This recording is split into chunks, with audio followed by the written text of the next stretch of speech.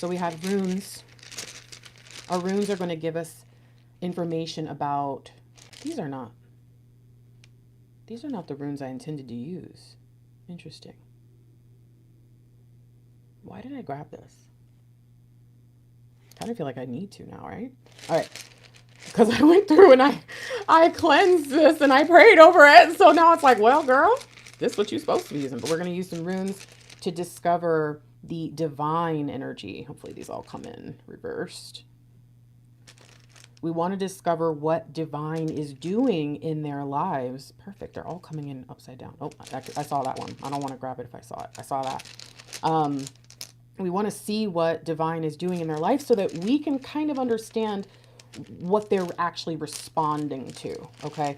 I'm seeing the feet, the hands, the tongue. I think this is letting us know the divine masculines are up to something. There's change happening, right?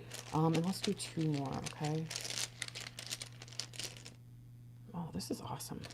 I love that they're coming in like, well, see, they're checking things through, checks and balances. I do feel like these are all what's being revealed, not what's actually going to be in the reading, but what's being revealed in the energy is telling me action moves, okay? Someone who is actually doing what needs to be done, reflecting on how to change. Like this is good. So I'm just going to, I don't know, slide these up like this.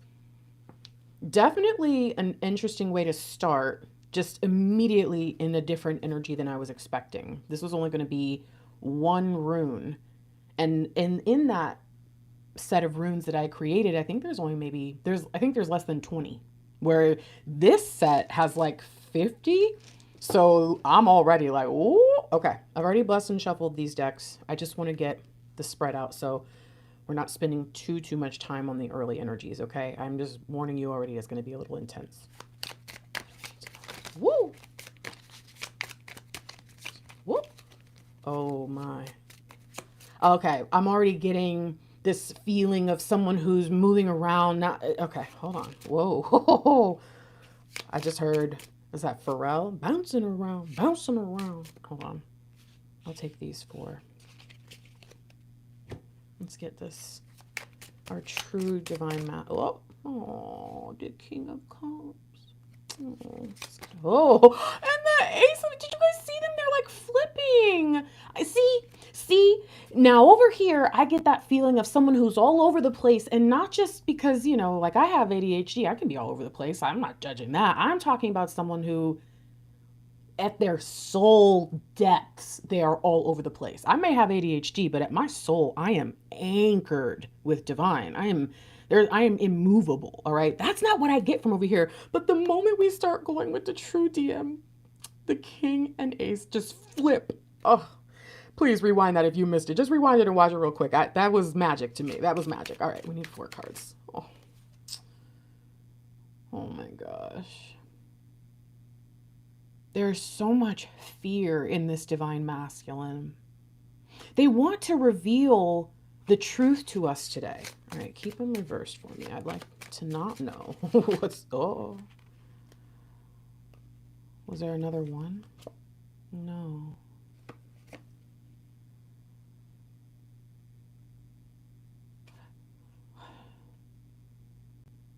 This is very, very interesting. This divine masculine is struggling to end this period of separation because they made a decision a while ago to protect you from their issues. See what I'm saying? I feel like this person has actually been making moves and moving along, doing what they needed to do, but you just wouldn't know because have you ever been in the early stages of figuring something out and you're not exactly quite sure what you're doing? So you just kind of do stuff just to feel it, you know, you're just, oh, let me see what I'm doing here. That's what I feel like this person has been doing for a while now, and they wanted to protect you from that. So this to me says there's an awareness within the true divine masculine that they have been inconsistent. Absolutely.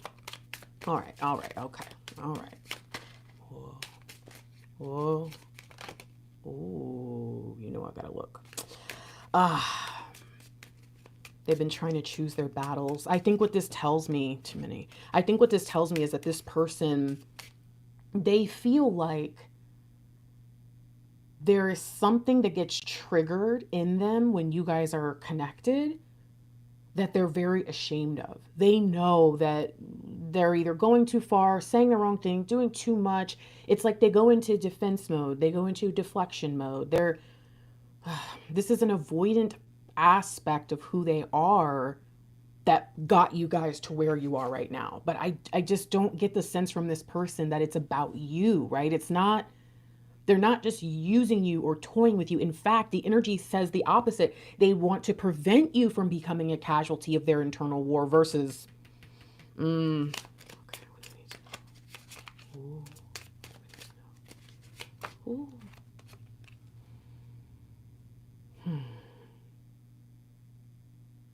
I don't think they had a good grasp, but something in me says things are changing for them.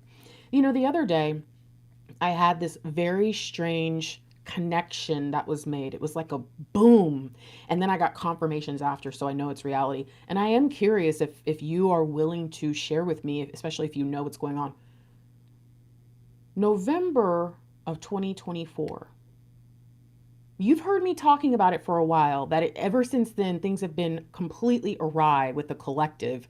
And I, for some reason, just assumed that it was the divine feminines because there is a birthing process that is taking place. It's already begun and will go for the next few months. All of us are birthing something. Okay? I don't know. But for some reason I just saw that as like, okay, divine feminine gives birth, divine masculine is like going and eating a sandwich in the hospital cafeteria. You get the vibe? And so and that's if I even made the connection between the two. It felt completely separate from the divine masculine collective. And many of my divine feminine clients and friends have been reporting that they have felt even more disconnected, even more numb, even more than a lot of things. Okay, so this is making me question now. Do you know what's been up with your divine masculine since November? And if you do you feel like it's the same energy of that's what's been going on with you? Because I'm trying to figure out if the message that I got was saying that only the divine masculines who were activated the same way we were back then are the true masculines, and those who since November nothing's been different for them, everything's been exactly the same, they're not divine masculines. But I'm not quite certain about that. I like to do deeper investigations of the data, the collective energy. So if anybody's willing to share with me what's been going on, you can share in the comments, the chat, or of course you can email me the fiery grace. And check that spelling on fiery, all right? 99%, maybe 95% of the time, if there's an email issue, it's that spelling is the problem, all right? So, all right, let's keep going because it feels already like it's all spilling forth for us, but it still makes me wonder, what are you trying to say about this then? It's almost like this is the stuff that they want to say and they want to tell you, but by the time they feel comfortable in the reconnection, they've slipped back into their old nature and they're acting different. Some of you know what I'm talking about when you go hang out with certain friends or certain family members and all of a sudden you're a little boo-boo from back then, or you know what I'm saying, and you just can't help but regress or even just intentionally slip into that nature because it's comfortable. It's what we do together, right? And there's something about that with you and your person that says they can't do that way with you, because the way that they treated you, even the true divine masculine, was not how you should be treated as their divine partner. Oh my goodness gracious. Oh, okay, I thought you was gonna come out. What do we need to do? Oh, 8 of Cups. Trying to find a deeper meaning, trying to move forward in their life. Too many.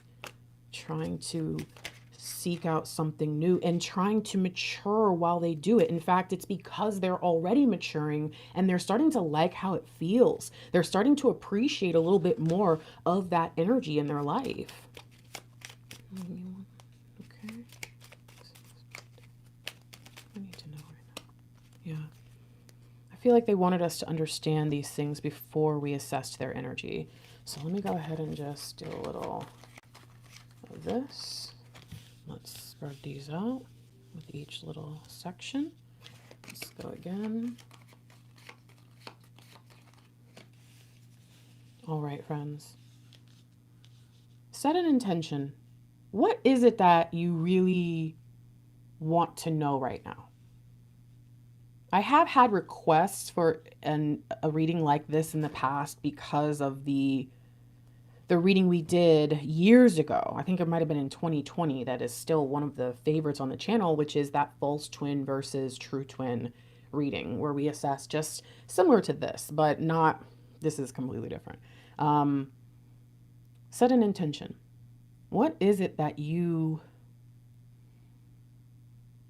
really need to discern about your person, as well as the consistency? Because sometimes our own trauma, our own fears, the way the people around us, or even other readers, other tribes, treat people, treat relationships, treat masculine energy, it can make us see things in a different way. It can give us the wrong perspective. So take a moment. What is that intention? All right, let's start first with the energy. What do we need to understand about the karmic partner, the individual who, frankly, is just not for us, and they never were? But I also want to say this, not everyone who's watching this is going to be watching because they think they're with a karmic person, but it's also going to speak to some things that, even if you know you're with your true divine masculine, you may be conflating certain behaviors. You may be mixing things up. And this is really going to show you that perspective. So, but what do we need to know overall about this person's energy and what you're going to experience dealing with some catalyst, karmic, false twin energy, or a divine masculine who is just actively pursuing the worst kind of life? Three of Wands. They've got their own plans, and there is no deviating from them. Now, we've talked about this in our collective before. There are some situations that we could find ourselves in where we go, oh, wait a minute. Why am I doing this again? And what's actually happening is we're starting to realize, like, wait, I don't remember when I set this intention, when I started on this plan. I don't remember why I'm doing what I'm doing most of the time. And then you start to realize, oh snap, this is my plan from high school. This is my plan from my first pregnancy or my first marriage. This is something I told myself I had to do. Having ADHD, I'm gonna tell you right now, the hyperfixation issue, I have to work that much harder to make sure it's actually discernment and actually divine energy, because my brain, my body will sometimes betray me and pursue things because it's shiny or because there's something about it that activates something in me. So I tell you right now, I'm not blaming anybody, and I'm not saying that a true divine masculine can't have old plans. What I'm saying is, it's almost obvious in this person's life that this is just an idea, not a plan. Number one, that's why nothing ever happens with it. And it's a dumb plan and a dumb idea at that. It's almost like the true divine masculine might make excuses from time to time, or things that feel like excuses, but again, maybe they really are making excuses. They're nervous, they're anxious. We understand those kind of feelings and behaviors, but it's not like this. It's not like, so I can't explain it any other way. I just keep hearing that's so dumb. Like, are you serious? That's going to be your reason that we can't be together? Or that's going to be the reason why you missed hanging out or lied to me or broke another promise? That's what you're going to say to me? And there's something that makes you question with this type of person. Are you just messing with me? Are you just toying with me? But also the other side is like, wow, do you really believe what you're saying? Because that's where you start to give them the benefit of the doubt. It's like, but you believe that this is the right plan. And so this is where it really gets complicated. This is where I think some of us can end up questioning, curious about someone that's probably clearly a false twin, but they're so, I mean, let's just be honest, delusional. They're so wrapped up in that belief that they have, this plan that they have, that they make us believe in it too, you know? And so this is, oh, what an interesting start. There is a difference between the divine masculine, who is a deep, true blue King of Pentacles emperor, okay? And they really feel so strongly that if they don't get their physical world in order, they will never be able to be the person that they're meant to be, versus someone who, again, to call it a plan is a bit too far. What's really happening is they're looking in the future at a fantasy version of themselves or their life, and they're going, yeah, that's what I'm going to do. That's where I'm going to get to. But they're doing absolutely nothing to make it happen. Hell, they're not even trying to manifest it. Like, they're not even trying to think positive thoughts about it. So this is very, very important. This karmic individual, or this false twin or catalyst, or just not a divine being, when you are interacting with them, you will realize that above everything that you two could share, their idea of this plan matters more. And it's not just about the future, it's even about the level of respect they show you, and their ability to maintain their own life. There's something about this plan that is very obviously the problem. So, first insight, the difference between a karmic and a true divine masculine. Both may have what appear to be plans, goals, ideas, things that they want to experience in the future. The difference, though, is that the divine masculine is not just saying things and having no fruit in their life. They're not just trying to fantasize about some unrealistic thing, maybe even like so overly materialistic and self-centered and all that. Like, usually they have a reason for it. In fact, it's a very frustrating excuse, but we will hear true divine masculine say to us, I cannot be with you until I'm in a position that I can take care of you. And then we look at them and we go, but you don't have very many plans or ideas that are going to make that possible. So I don't like it. So we need to assess the plan. Are they planning something bad or dumb because they're not good at what they're trying to achieve? So that happens, right? They're good teams will sit down and say, let's have a brainstorm where we do bad ideas only first, right? Let's just get all those things out of the way. And a really good way to figure out what you're trying to do and to make the next steps forward is to just try anything. And so there could be where maybe you have a divine masculine who grew up in poverty and they're trying to change their station in life. And they have no idea how to do that. And so some of the stuff they might say to you is a little dumb, but it's not completely just the dumbest thing you've ever heard, and for no good reason. And they're almost evil with it. Okay. It's, you feel a little bit bad if you know better. And if you don't know better, you feel awful because it's like, I'm grew up in poverty too. That's my paradigm as well. I don't know how to help you, but it's not something where you look at them and go, wow. So basically, it's you against the world, no partner, no nothing, no nobody. And so what is it exactly? Okay, so you just want to be rich and famous, or you just want to own a yacht, or you know, there's this thing, but why? Like, why are we doing this? So I want you to really think about that. Is your divine masculine's plan something that they're just struggling with because they're not sure, they've never done it, it's truly a challenge? Or is their plan something that you go, like, I don't understand what you're doing, and you don't understand what you're doing either? What are we missing about this? What are we not reflected on? Oh, 2 of Wands. That's 5 of Wands together, just so you know. 5 of Wands, the immaturity and the childish and the inner conflict that just never ends. And okay, good. The 2 of Wands tells me this person, and it's going to sound strange, but this is what I'm seeing. This person has some playboy type of energy. This person has a thing with instant gratification. Self. In fact, the only time they're nice to you is when you're doing something for them or giving them something.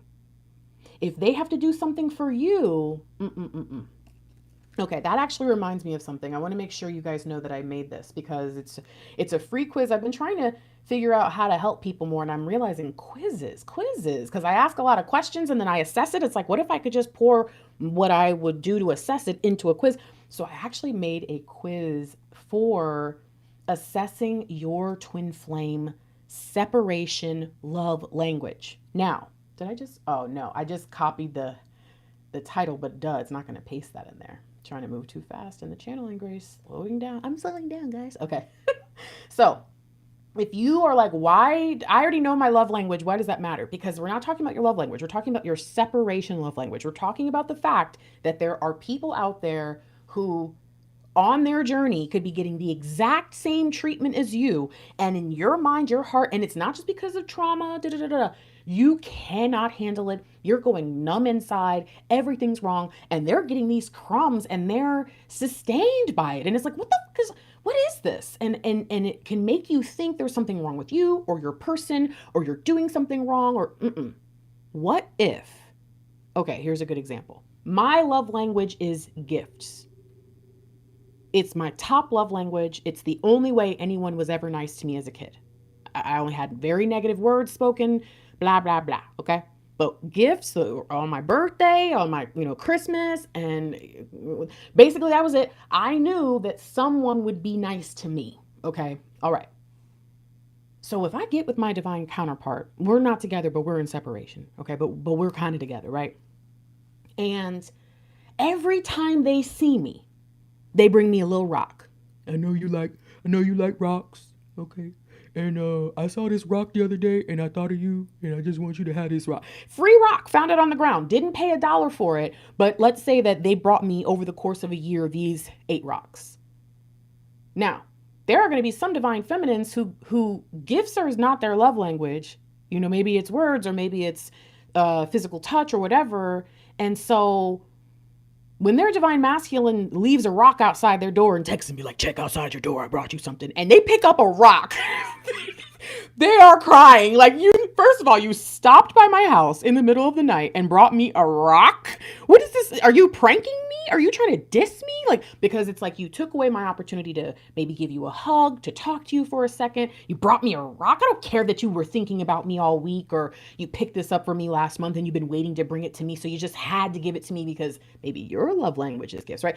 I don't care about that. How dare you bring me a rock? Do you see the difference? Now, obviously, I'm being facetious here. I'm just making up a quick story. But my point is, knowing what your separation love language is, knowing the way you feel the most filled or fulfilled when you're not with someone can actually change the way you perceive your entire separation journey. And so far, everybody that's taken this quiz, it's a free quiz, guys. All my quizzes I'm going to offer are free, okay?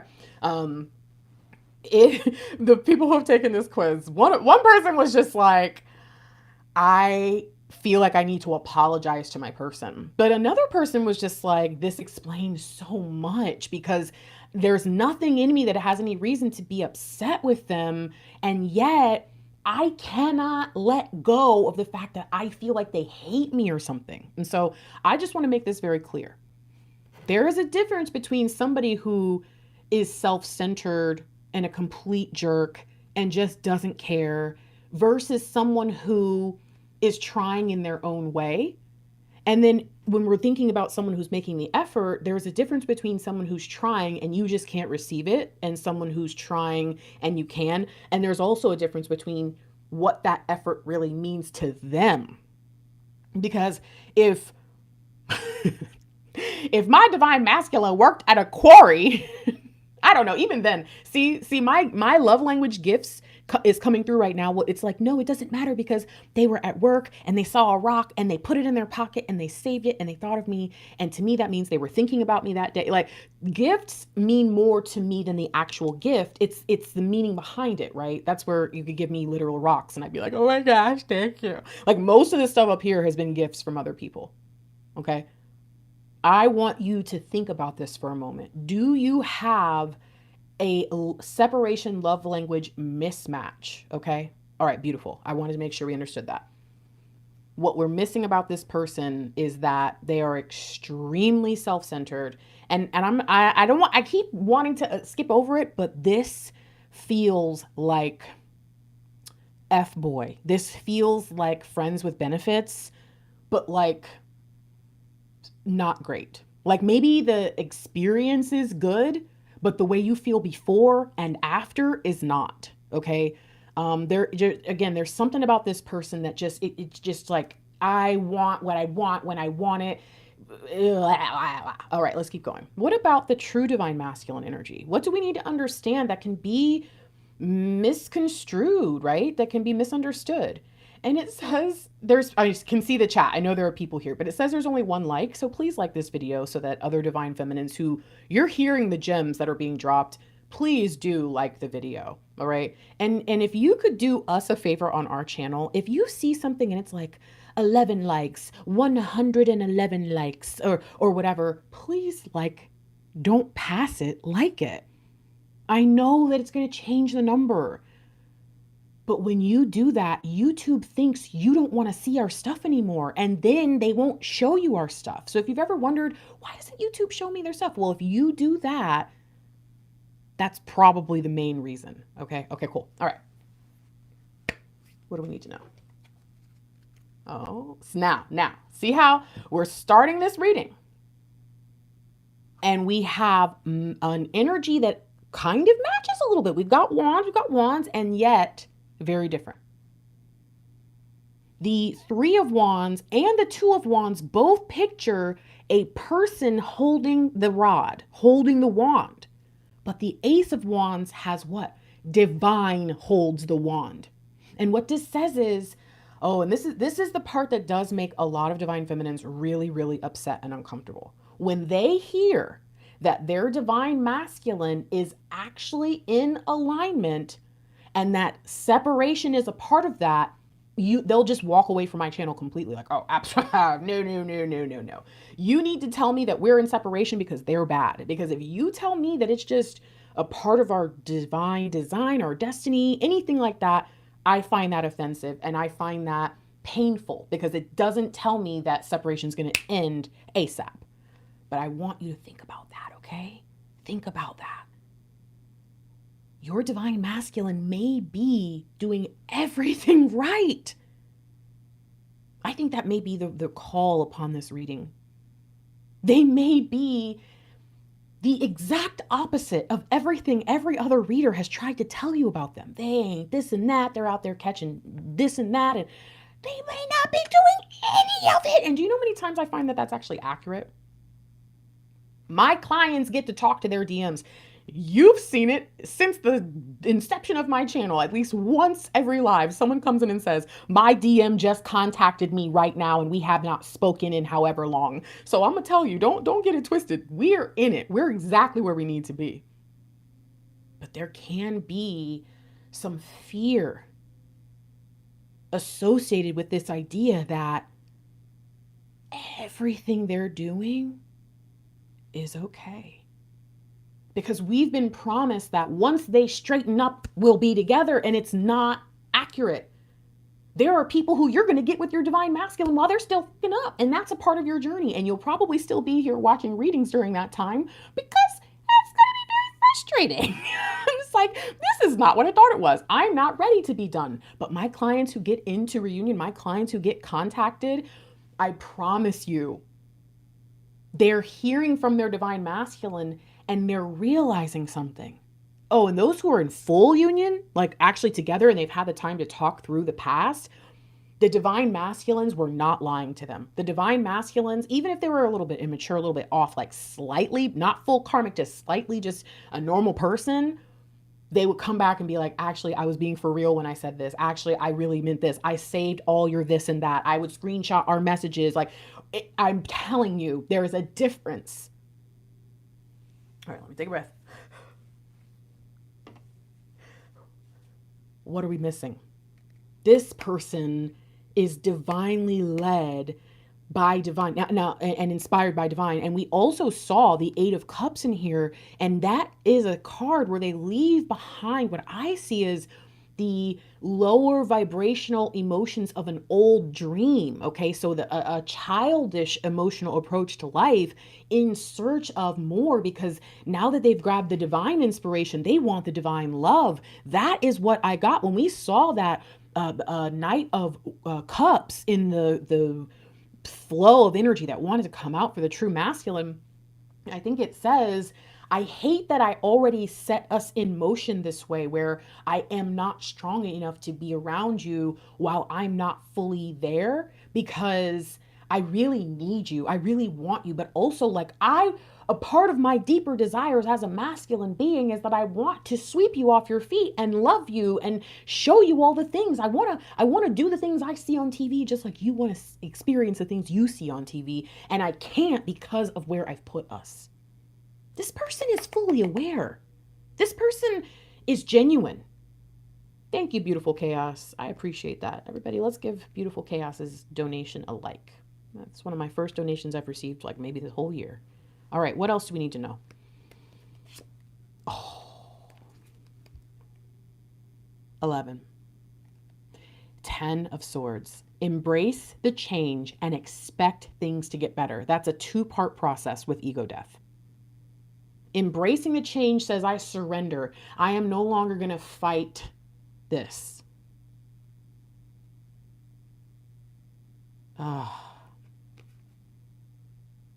Expecting things to get better says, in spite of the fact that all I have seen is chaos and destruction and pain, and 99% of my divine masculine, my DFs, DMs, they do not have access to this kind of stuff. I don't mean access like they can't just pull it up on YouTube. I mean their spirit does not connect with it.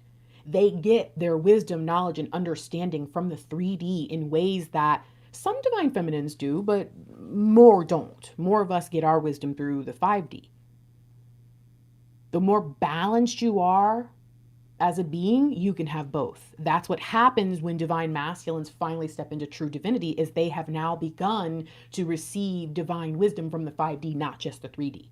We have been lied to as not a collective, not our tribe, but as a twin flame global collective. The algorithm twin flames have been lied to. We've been told that our divine masculines, that's not true for them. We've been told that for them, they just go on living, and then at a certain point they're where they're supposed to be, and then it all works out. We're not told the truth that they are where they need to be, and that's where they glean their information. We're expecting them to come into the 5D so they could join us on our higher levels of wisdom, when it's in the physical that they get their wisdom. Why are we so obsessed with getting the divine masculines to come into the 5D? Well, I think on a soul level, we understand that that is a beautiful place for them to gain new levels of wisdom and come into divine balance. But I think it's a lie that the algorithmic twin flame world tells, to keep the divine feminines out of balance, so stuck in the 5D that they don't have 3D balance and 3D logic and understanding, and to keep them away from their divine masculines. Because if you actually encouraged your person to seek the wisdom through nature, or through their interactions, or through their understanding of the world, they would receive the same level of wisdom you have in the 5D in the 3D. I hope you're catching what I'm saying to you here. Someone doesn't want you to believe that your divine masculine is pursuing their own ego death, and that can be done in the physical. Someone wants you to believe that until your divine masculine is fully 5D, which should never, ever, ever happen. Us being fully 5D is still out of balance. Them being fully 3D is still out of balance. But us being fully 3D is the lowest vibration of divine feminine energy. And them being fully 5D is actually the lowest vibration of divine masculine energy. Mr. Lightwork spotted it before I ever did. Mr. Lightwork said to me, I cannot vibe with this guy. He was watching a guy, and I'm going to be honest, I think it might have been Jeff. Some of y'all know who I'm talking about. I think it might have been Jeff, because he had the long hair. He kind of looked like Jesus, but the way he was speaking, at least in that video, because we've seen other videos where he doesn't talk the same, but in that video, it was feminine. It was fully feminine. And what's funny is seeing how he spoke in other videos, like when I was watching the documentary, he was meaner. He was more what you would think of as of masculine, like he was a little bit rougher, but he was also low vibe there. But when he was pretending, when he was using that to trick people and draw them in as this positive, father figure, he was fully embodying feminine energy in that moment. He was matching his feminine's energy in the videos to come across a certain way. And Mr. Lightwork is the reason why we could never watch Twin Flames Universe or whatever it's called. Mr. Lightwork, I wanted to get to know them, and like there was a couple other people because they were in union, and I was like, well, there's not too many out there. Maybe we're supposed to follow them. And Mr. Lightwork had cut that off so quick, and I was like, nah. So I want you to understand something. If you want your divine masculine to fully embody feminine energy or 5D energy, what you're asking is basically like twin flame blasphemy, friends. Don't do it. Don't give in to that anymore. I need you to start to accept them as they are a little bit more, because you've also been trained to believe that they're going to be so different on the other side. There will be things where there's radical change, but that's because of what they will be doing, the work they'll be doing internally. Their personality should not change that much unless they were just like a total just poop head, I guess, right? But even still, I don't think, even if Mr. Lightwork continued to evolve until the day he was gone, I think he'll always have a little bit of an a-hole in him, guys. I don't know. I think I'll always have a little bit of snark in me. And so we've got to figure out, what are we being trained to dislike or disdain or hate even in our person, versus where are we supposed to be able to accept certain aspects of them, to expect growth in others? This is the true balance. I feel like I'm dropping 1,000 gems we haven't even opened. They're reading all the way. Oh my goodness gracious. Aww. Alana. Thank you. You guys, okay, I don't know what's happening. We got 2 donations in like 2 minutes. Thank you so much. So let's get into this. My birthday is coming up, y'all. So I'm like, this is my birthday present. I'm coming in the birthday. Yeah, what's up, Cancers? What's up, Cancer seasons? What's up, y'all? Who in here is a Cancer? Who in here is a Cancer that no one believes is a Cancer? Everyone always thinks I'm their sign, and I just stopped correcting them after all the years. All right, you guys, I'm about to get into this. Just so you know, since I'm talking about Cancer season, all of my Ascension Pathway products are on sale right now. Okay? All of them. That means collective support group, your road to reunion, the publishing course you guys have been asking for is finally done. You can get it for like $44 right now. So I'm letting you know. I'm super excited. I'm doing some fundraising because I'm going to do a big homeless haul next month for my birthday. And so I'm like, this is so cool because I can't wait for people to get their results back. All right. I think we have a clear picture of what we're doing here today. What is it that is the first thing divine is working on? I think we're going to do like mind. Yeah. Maybe thoughts, emotions. Yeah, let's start with thoughts and emotions. So divine sends this energy. This is what this center is, okay? Divine sends this energy into their life, and this card represents how they respond to it, all right? So first things first. Why do I feel like, is this getting crooked? Oh my gosh, don't touch it because it's probably going to get even more crooked. But doesn't it feel like it's crooked? I don't know if I should move. Oh, goodness. Okay. See, that's the problem, is my equipment is like, oh, see, I shouldn't have moved it. Okay, what if I just do that? Okay. What do we need to know? What is divine doing to alter the thoughts of a masculine to bring them into their divinity? And what is available to a non-divine, an undivine, and whatever masculine, but probably is manipulated, twisted, Okay. What do we need to know? What is divine up to? Oh, wow. Okay. So we have the snake and the broken heart. You can kind of think about this broken heart as like a 3 of Swords energy. What is the snake, friends? I remember when I made this that it was about the split tongue. It was about how, oh wow, Grace, let it come. Oh my gosh. It was about how in the garden, the snake said things to Eve that were technically ish. See, that's this is Mr. Technicality, is what I like to call these people over here. Okay, master deflectors, master manipulators. They say things that are technically true. They lie through omission. They do things. I feel like I made this more crooked, didn't I? Which way did I turn it before? Let's try this. I really don't know what I'm doing here. And I think that this tells us there are behaviors that can come from a divine masculine who may have been hurt, who may have been traumatized, who may have been abused. There are certain behaviors that come from that. And these, I think, when we're talking about what divine is addressing in both types of people, that this says this is not something that only happens to bad people or to those snaky individuals.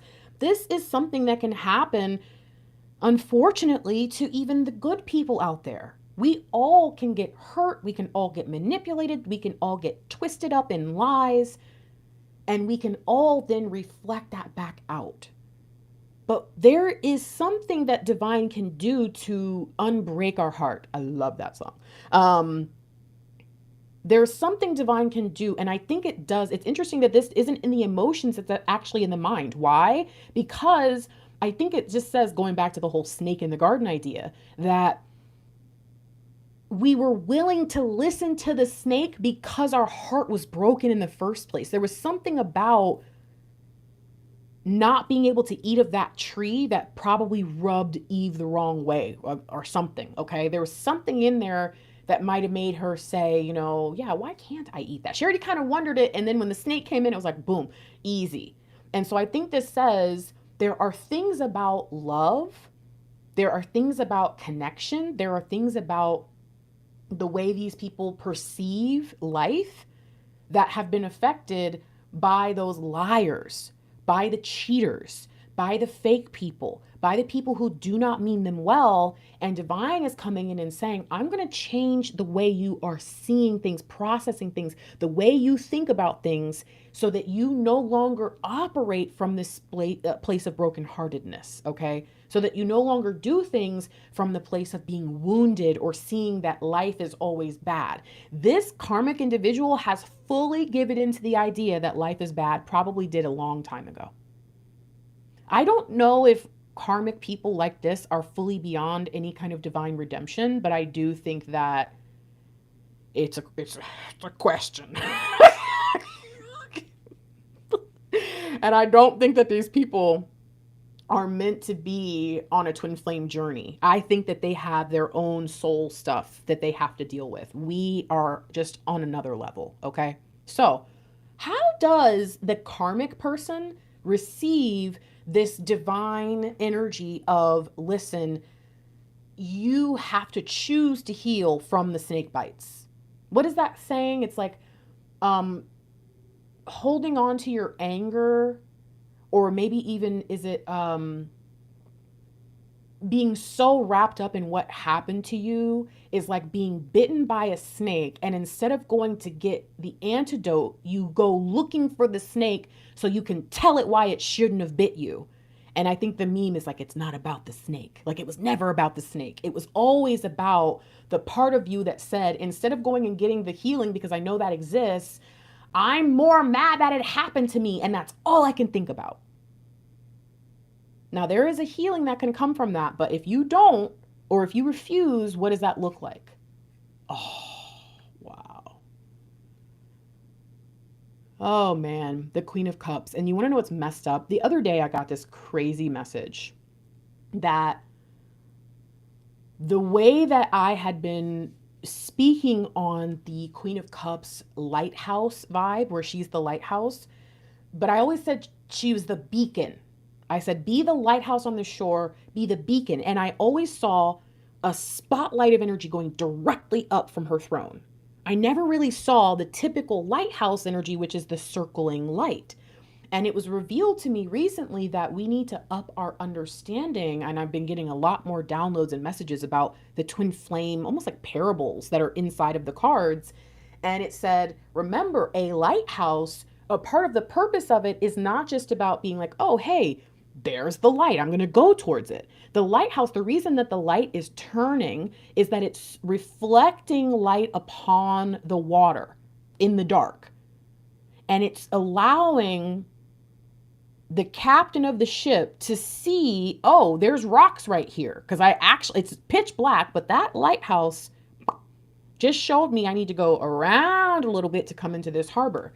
And this says that the karmic person, they either will completely turn the lighthouse off. It's almost like they see a ship crash once and they get traumatized by it. And then they go, you know, those people that happens where like they're an arsonist because they were in a fire and now they're like crazy and like I need to set fires. Like this, that's what I get on one side from this person. Is like they saw a ship crash on that shore and it's actually a part of the reason why they're so messed up.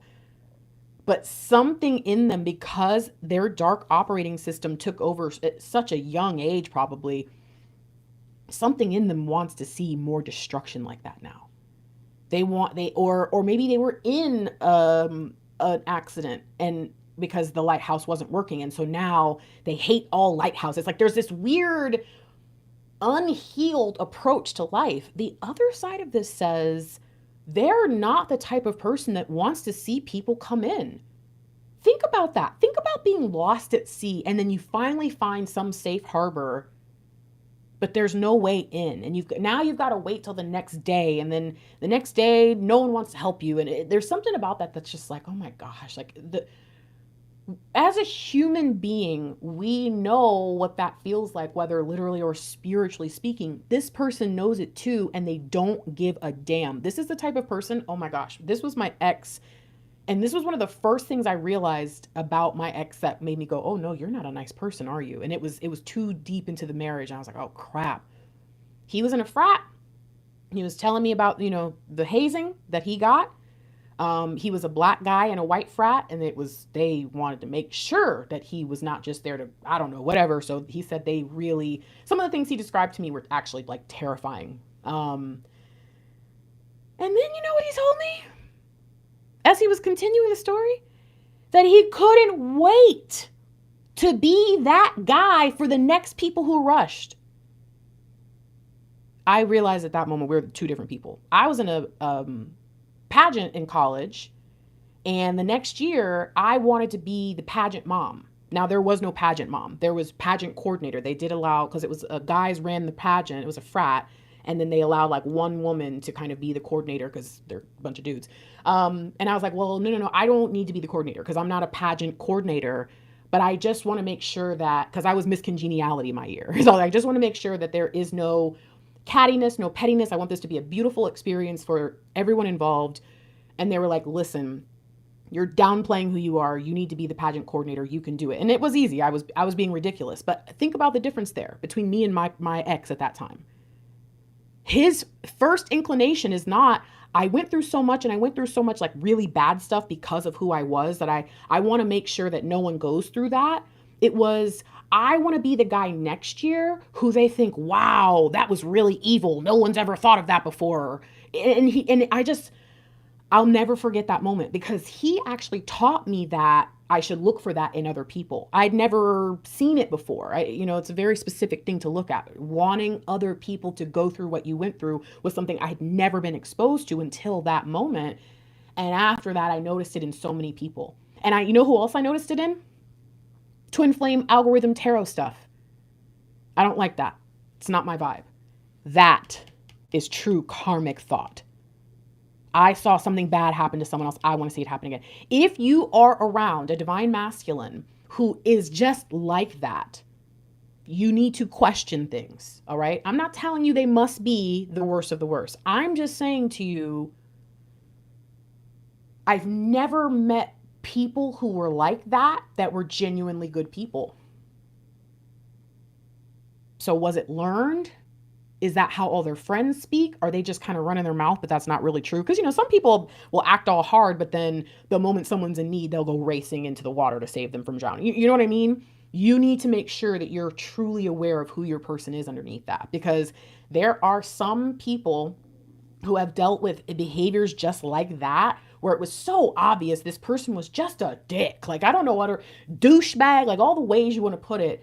And it wasn't until they met their true person that they realized, like, I can't even believe I gave this person my time of day. They were awful, like an actual bad person. And I don't really think about people that way. And yet it was clear. What's the difference? This is how someone who, it's interesting too, because we've got the half heart, and then it's like she's got the heart on her head and her crown. And it's almost like somebody who has been heartbroken is now so obsessed with like love and relationships and ruining things. They're like, oh my gosh.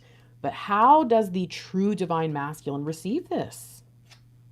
Oh, remember we saw this already. So I'm just kind of making me go like, oh my gosh. The Nine of Wands. This person doesn't want anyone else to experience what they've experienced, so they go put up a barrier. This person fell off a cliff on a walk because no one put up any signs that there was a cliff, so they went and they did it. This person doesn't want anyone to experience what they've experienced. And they certainly don't want to put you through that kind of stuff, which is where I'm telling you, this true DM, this is not just recent, you guys. This has been, I think this may be even saying this is what separation looks like with a true DM versus a karmic. I think this is telling us that them choosing to protect us is because they're a protector. And it's so funny how many people get mad. It's not funny, but it's weird, right? How many people get mad when they hear divine protection, or even your divine masculine was trying to protect you, because it's like, whatever. The same way when people hear divine timing, twin flames hate that term. Oh God, divine, it's like, wait a minute, they hate to hear your divine masculine was trying to protect you, because it's like, whatever, such an excuse. And it's like, who made you believe that? Who made you believe your person is such a piece of crap that they actually would just go out of their way to watch ships crash in the shore and not save people from drowning? Like, what benefit is that in your life to think that is true? So again, this reading is beautiful because it's not only showing us both sides, but it's also showing us within ourselves how exactly things can just get twisted into just craziness. Divine is working on making sure this divine masculine understands the next time we go to war in the spirit, you are not going to be left behind. You're not going to be injured. You are going to learn from your mistakes. You're going to learn from this feeling. This is building their empathy. This is crazy how different this story is. Where we had divine masculine, well, again, let me not say divine, where we had masculines who have a rod in their hand, meaning it kind of just feels like they're dicking around a bit, okay, or trying to get their wet, but that's about it. I don't really usually speak this vulgar, but I'm just being, okay, actually, I write erotica. What I mean is I don't do that here. Oh, no, don't, oh! Ah! I'm sorry. I'm so sorry. I gotta stop being so goofy today, because this is actually a very serious reading, but I think that it's really, really important. Y'all, everything is just like falling apart. Why? Oh, this is the mic, and I'm having to re-put the mic because if not, people can't hear me. So I gotta like precariously attach it to this little thing. Okay, I'm sorry. Oh, it actually. You guys, look at it. Look at it. It totally straightened up. Back to this. We have divine masculines who were doing all that kind of stuff and giving that kind of vibe, and I want what I want, instant gratification, versus a divine masculine who's taking their masculinity into their hand and using it to protect other people. But this also explains the Eight of Wands we saw as well, that in the past they could not handle things going too fast, and so they protected themselves and perhaps others from the chaos.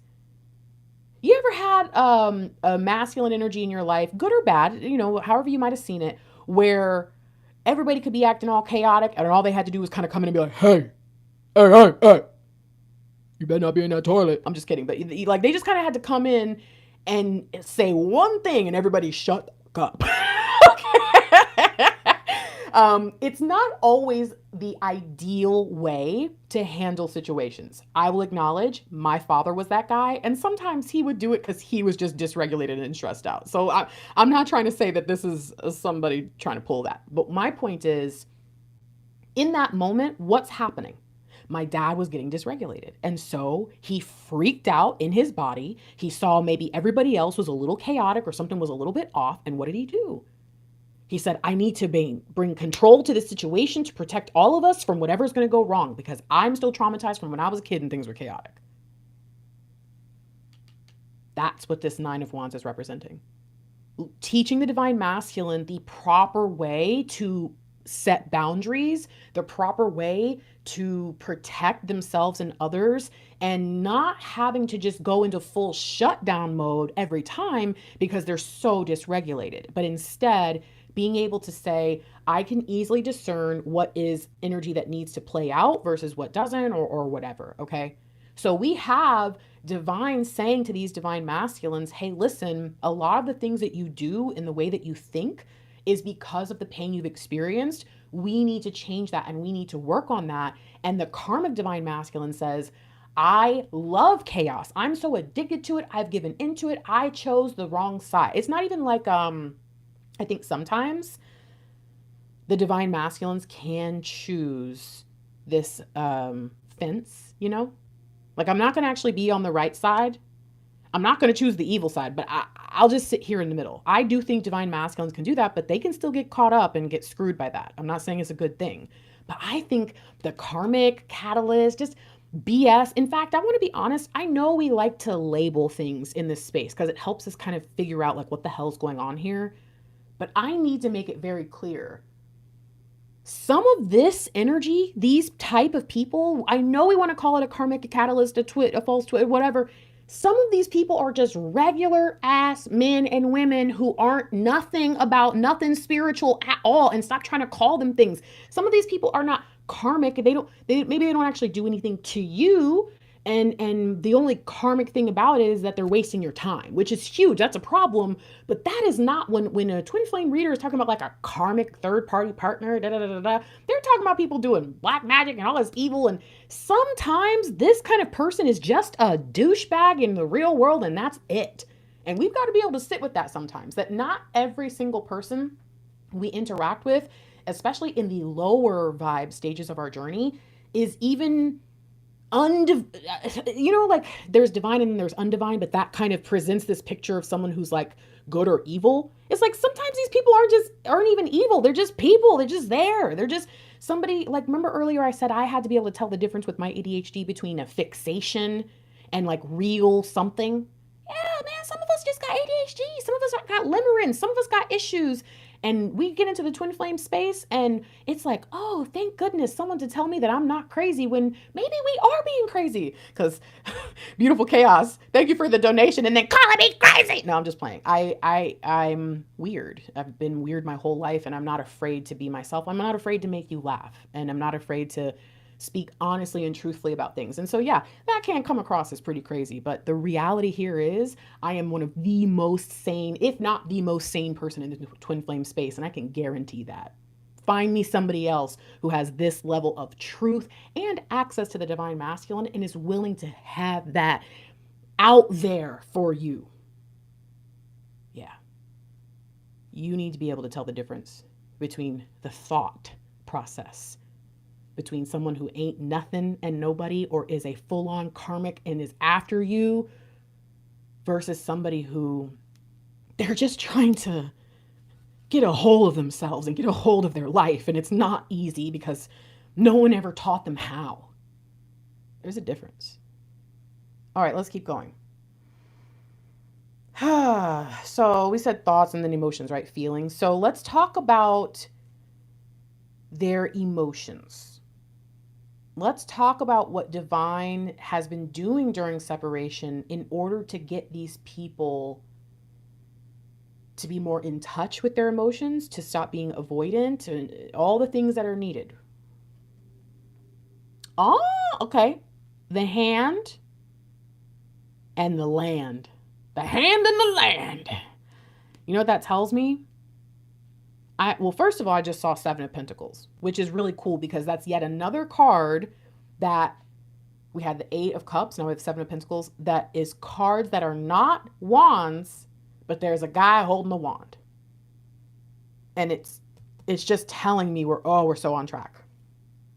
I think that when it comes to their emotions, I've been hearing this lady lately. I think her name is Leila Hormozi.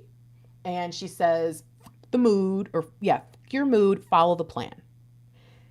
And when I see this, and I think about somebody who emotions are creating a blockage from them to be able to put their hand to the land, to do some dang on work, to sow some seeds, to get something to bear fruit.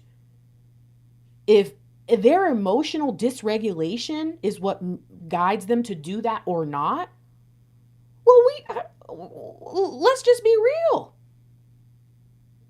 Most of our divine masculines are probably dysregulated. Hell, a lot of us are too. So we talk about a plan, a very selfish, dumb plan or an idea at best, versus the divine plan, the inspired plan, against their emotional dysregulation. Okay, no. But that is what divine has been working on in them. And here's the truth. I think that there is a group of divine masculines out there who could very much appear to be like this karmic kind of vibe, but they're not really. It's just that they're so dysregulated, and the way they express it is all the negatives in our society that even they know like something's wrong with me. You know what I mean? But I don't think that that's really who they are. But I think what this says is you have to be able to figure out if your person is just dysregulated and they are just traumatized. If you guys had been together this whole time, what could have happened in the negative?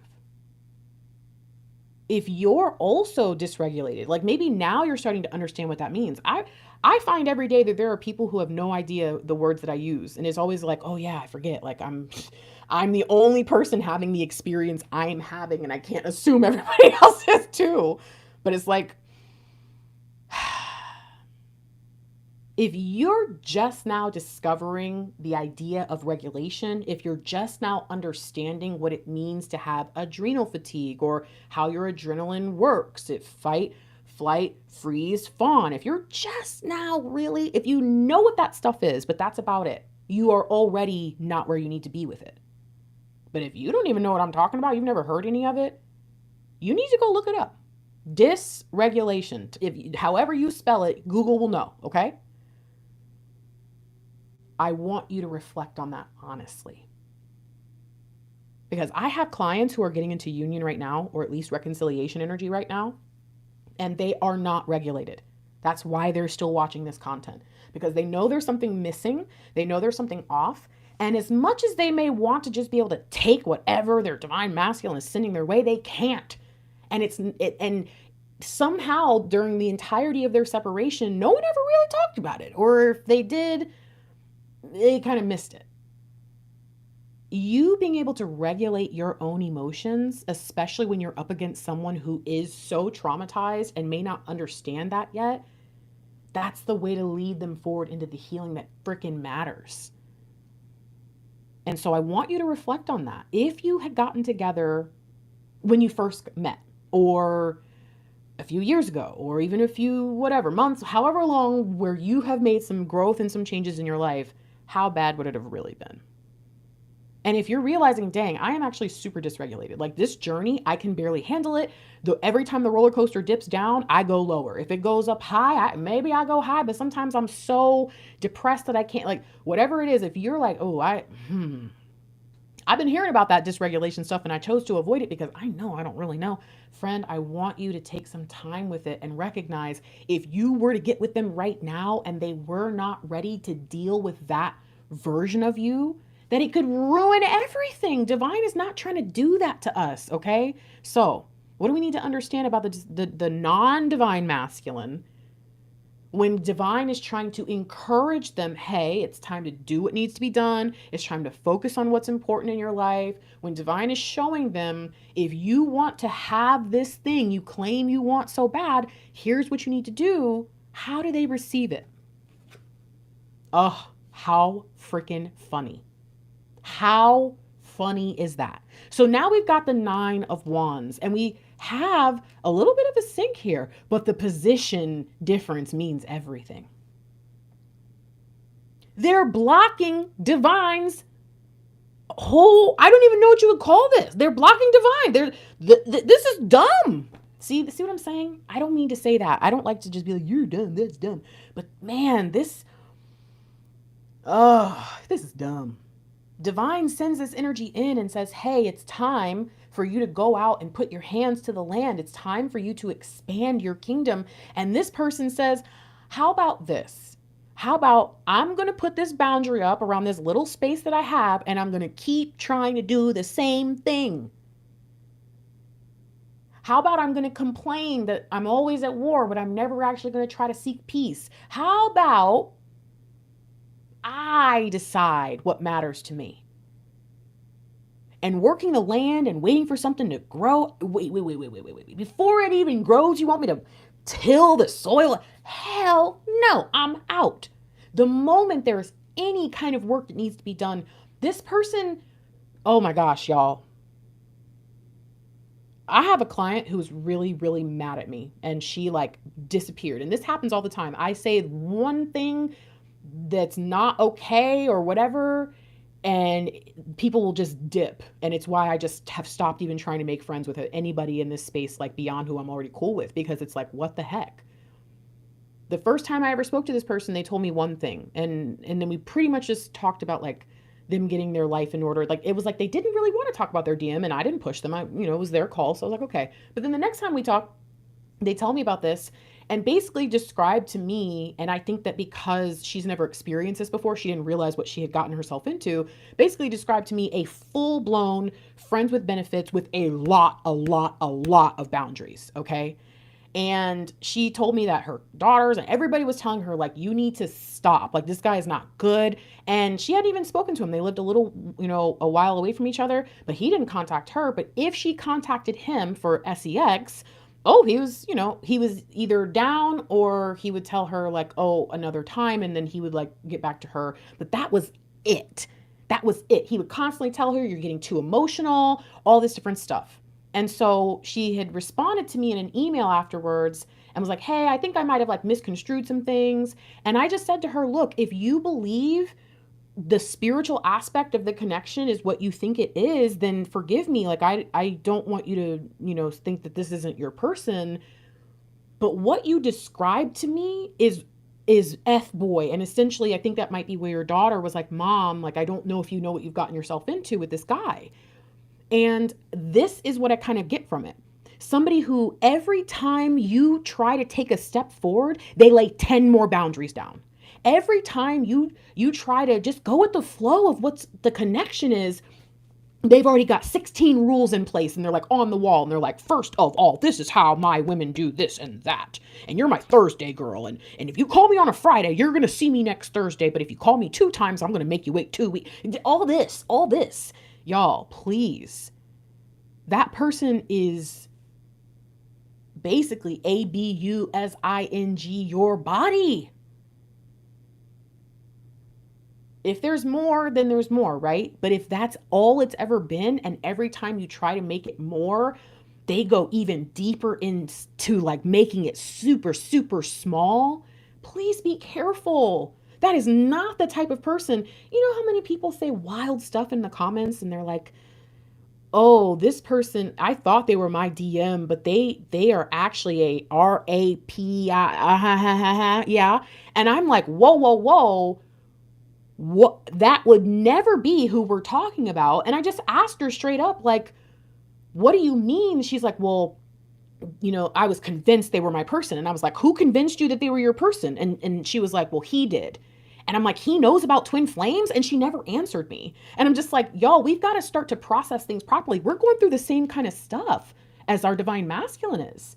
And to process and think that this person would ever be someone that I was talking about in my readings, never. I didn't realize I needed to say that. And I don't even know how to freaking say that. How do I tell people at the beginning of a love letter, this is not from a guy who tried to argue.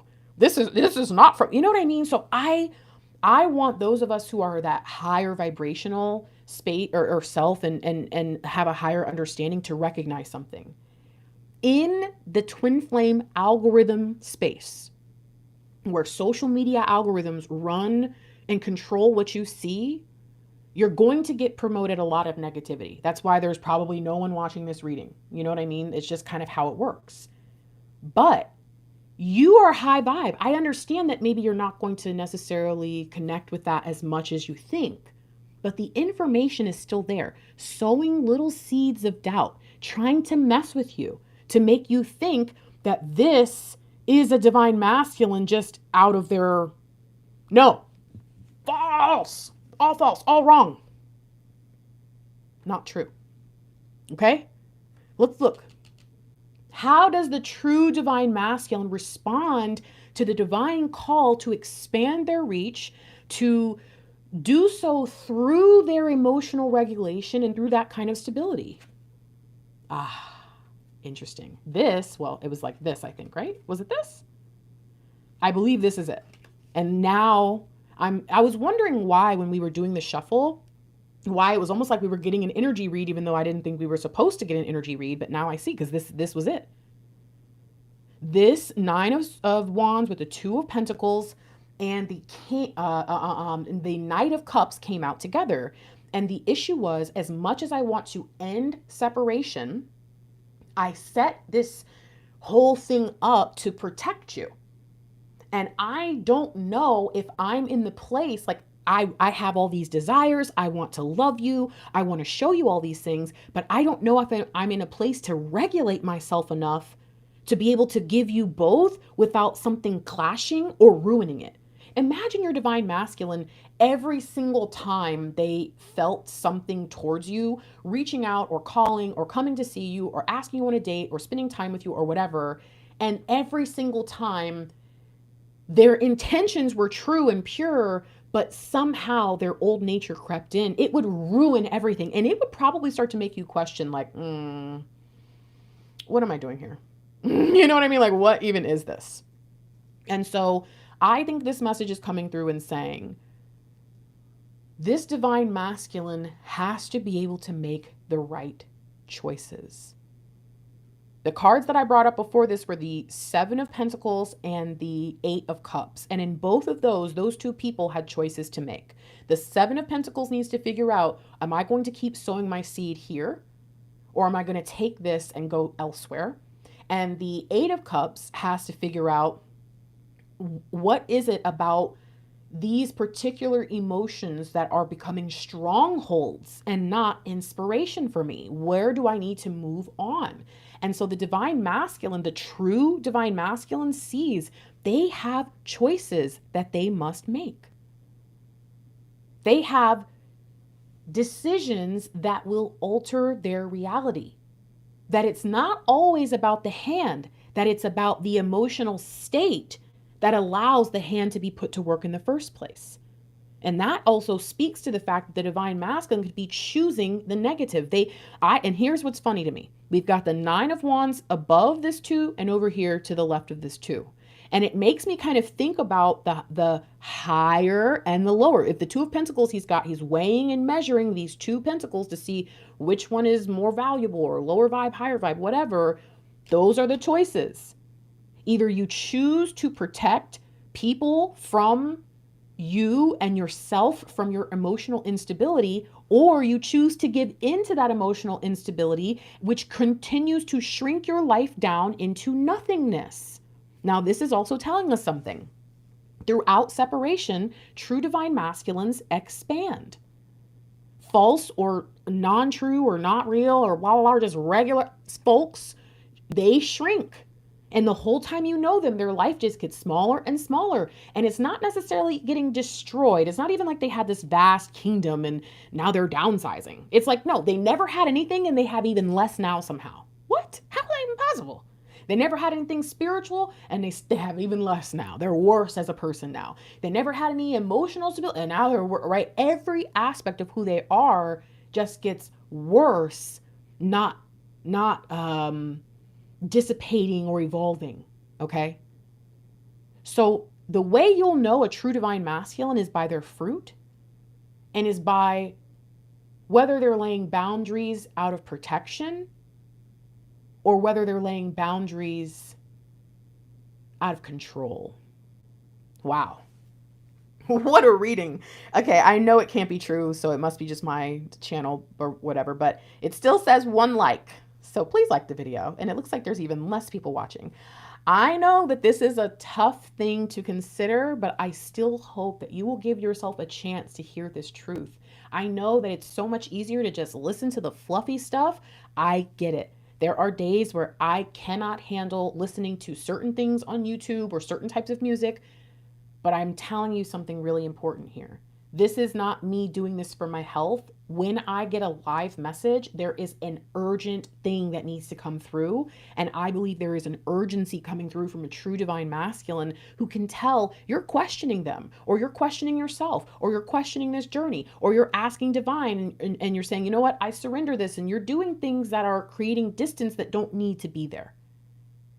And this person, I think, has a desperation to get through to you to say, please don't listen to those lies.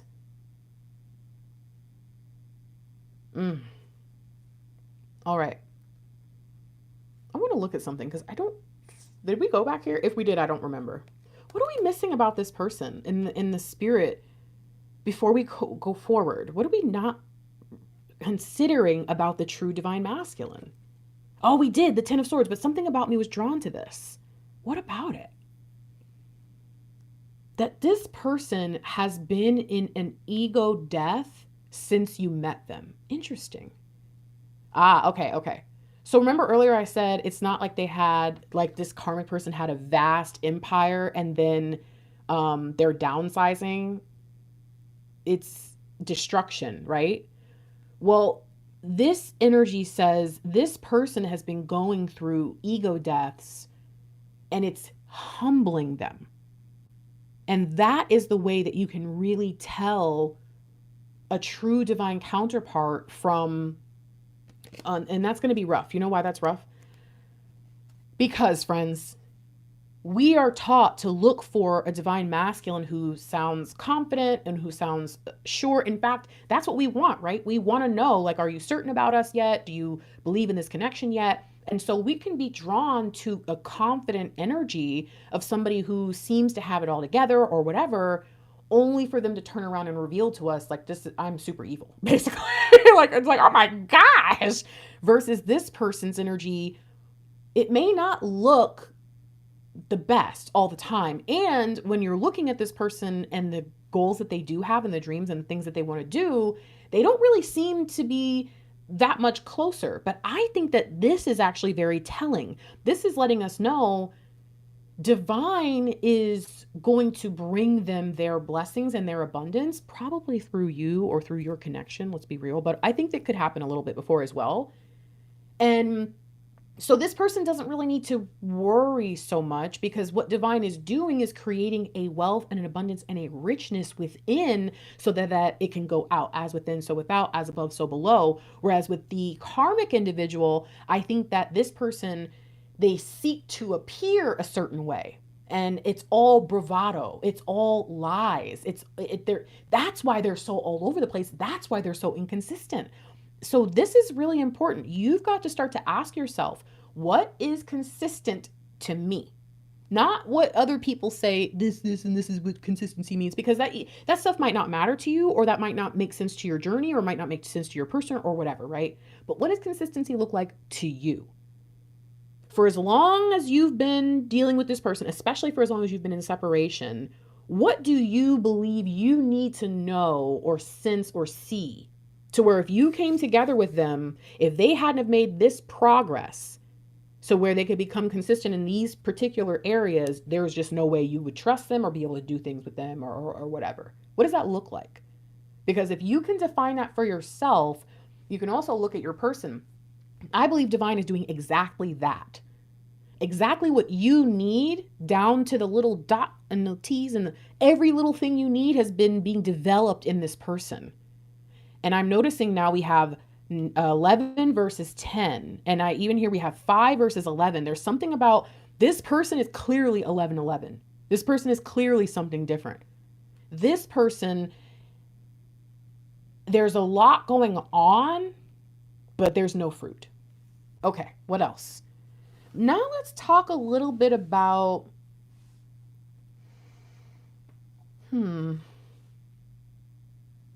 their challenges. What are they avoiding? What is divine challenging this masculine group to do to separate the true? Oh, I just heard that the false divine masculines will actually be revealed first. You'll know this before you know your true DM. Oh, hold on. What?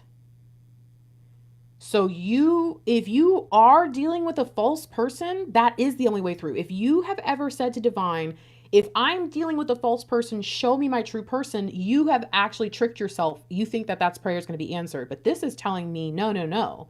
Your true person cannot be revealed until the false person has been completely released. So that's why it's so important. Interesting, because I always wondered, back in the day, I always had this feeling, and I would say to people, you need to know who your person is. But I think that what I was supposed to say is you need to know who your person isn't, because everything that I was coaching people to do was to help them discern from within themselves who aligned best with their divine future, their legacy, who was the best partner to match them. Interesting. This is about this differentiation, truly. Okay, focus, Grace. So divine comes in and says, I'm going to challenge you, and I'm going to specifically attack the parts of you that avoid the things that you're supposed to do. And I think this person bows out or fails quickly or something. But hold on, let's find out. What is the energy? Oh, whoa. Okay. This is the heart and the stripes. And you can kind of think about this as the lovers and like the ultimate sacrifice. Divine sacrifice. Okay. We already had the 3 of Swords or this heartbreak, and then we've got the 1, 2, 3 with the heart, which makes me think what? 3 of Swords, except deconstructed. You need to deconstruct your pain. You need to deconstruct your pain. Why are you in so much pain, divine masculine? Why are you so upset? Why are you avoiding your trauma? Oh my gosh. Truly, if we're talking about someone who's been traumatized and has allowed that to influence who they are, the only way to the other side is through that. And I think it's so interesting that a person who has been traumatized and is so avoiding dealing with that directly will actually go out and traumatize people in the same way just to avoid that. That's very interesting.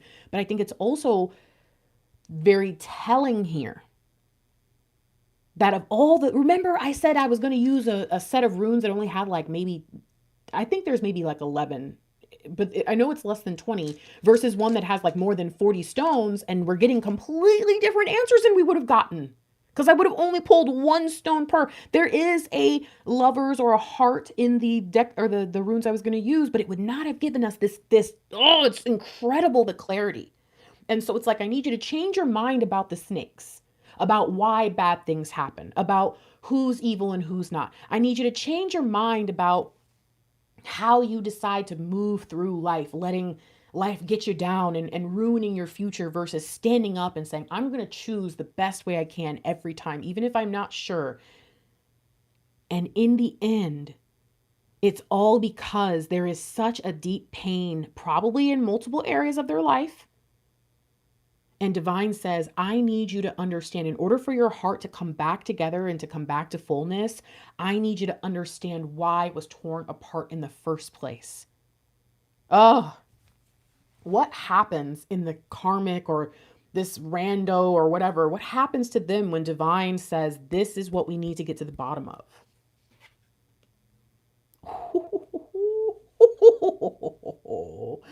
Oh, wow. The 10 of Cups. This is very interesting. So, in the Three of Swords, we have a storm. And in the 10 of Cups, we have the rainbow. Divine says, get to the bottom of this, deconstruct the pain. And this person says, how about this? How about I'm going to get rid of divine sacrifice and I'll just take the love? You know what's funny to me? You need this 10 of Cups in order to achieve the 10 of Pentacles, which is what this person believes they desire. But because they've never taken the time to actually work with, as a co-creator, divine, in making a divine plan and not just an instant gratification plan, that they're going to ruin this. This is not a permanent energy in their life. This is not a foundational energy in their life. This is avoidance. And this is my whole point about the instant gratification and that whole feeling of this person not really being able to stick it out and maintain any level of consistency. And that's because the moment things get bad, they shrink. The moment that anything goes wrong, they look to do wronger.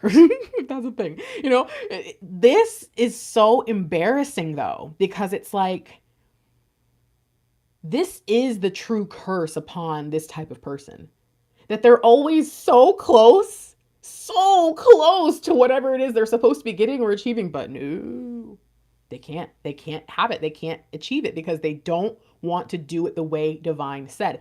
They have their own plan and that's what they're sticking to. Okay, so what about the divine masculine who says, no, you're right, divine. I want to understand this. I need to know. Now I'm seeing it. This is the plan. Once you deconstruct, this is so incredibly deep. Oh my gosh. Once you deconstruct and you understand the divine sacrifice, what you're left with is 3 wands. You're left with the actual plan, the divine plan, the plan of your heart. And this explains also a lot.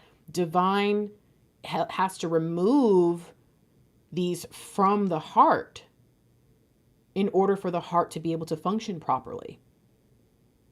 And if divine placed the true plan in the heart, perhaps it was this pain or this divine sacrifice, the trauma, whatever even happening in the first place that would allow it to come out. It's just as a part of the process, they need to be then removed and the heart needs to heal. But it's almost like, I just heard a thing the other day where somebody found $40,000 in a Goodwill couch. And it's like, what made them decide to cut that couch open? But anyways, but it's like that. It's like, how many people could be sitting on $40,000 because they've never thought to just open it up? And divine is saying, I'm going to open this up and I'm going to show you something. And I think where I got the most excited is that the divine plan that is revealed here comes through the deeper self. The divine plan that is revealed here is something that this divine masculine has been searching for, has been looking for, and it's been in there all along. And so many of us, you've heard me say before, turn your scars, oh my gosh, by the stripes, the scars, turn your scars into stars. You've heard me say that for years. And I think that this is saying the divine masculine is no different when it comes to their purpose. Just like your divine purpose is most likely related to some point of pain, let's just take a step back. That's how you start a business. If you want to have a good business, you have to solve a pain point. Oh, hey, this person can't drink water because it's hurting them. So if we can create pH balanced water, then okay, boom. And now we have a whole business about people who are like, I need water that's pH balanced. Boom, you solve my problem.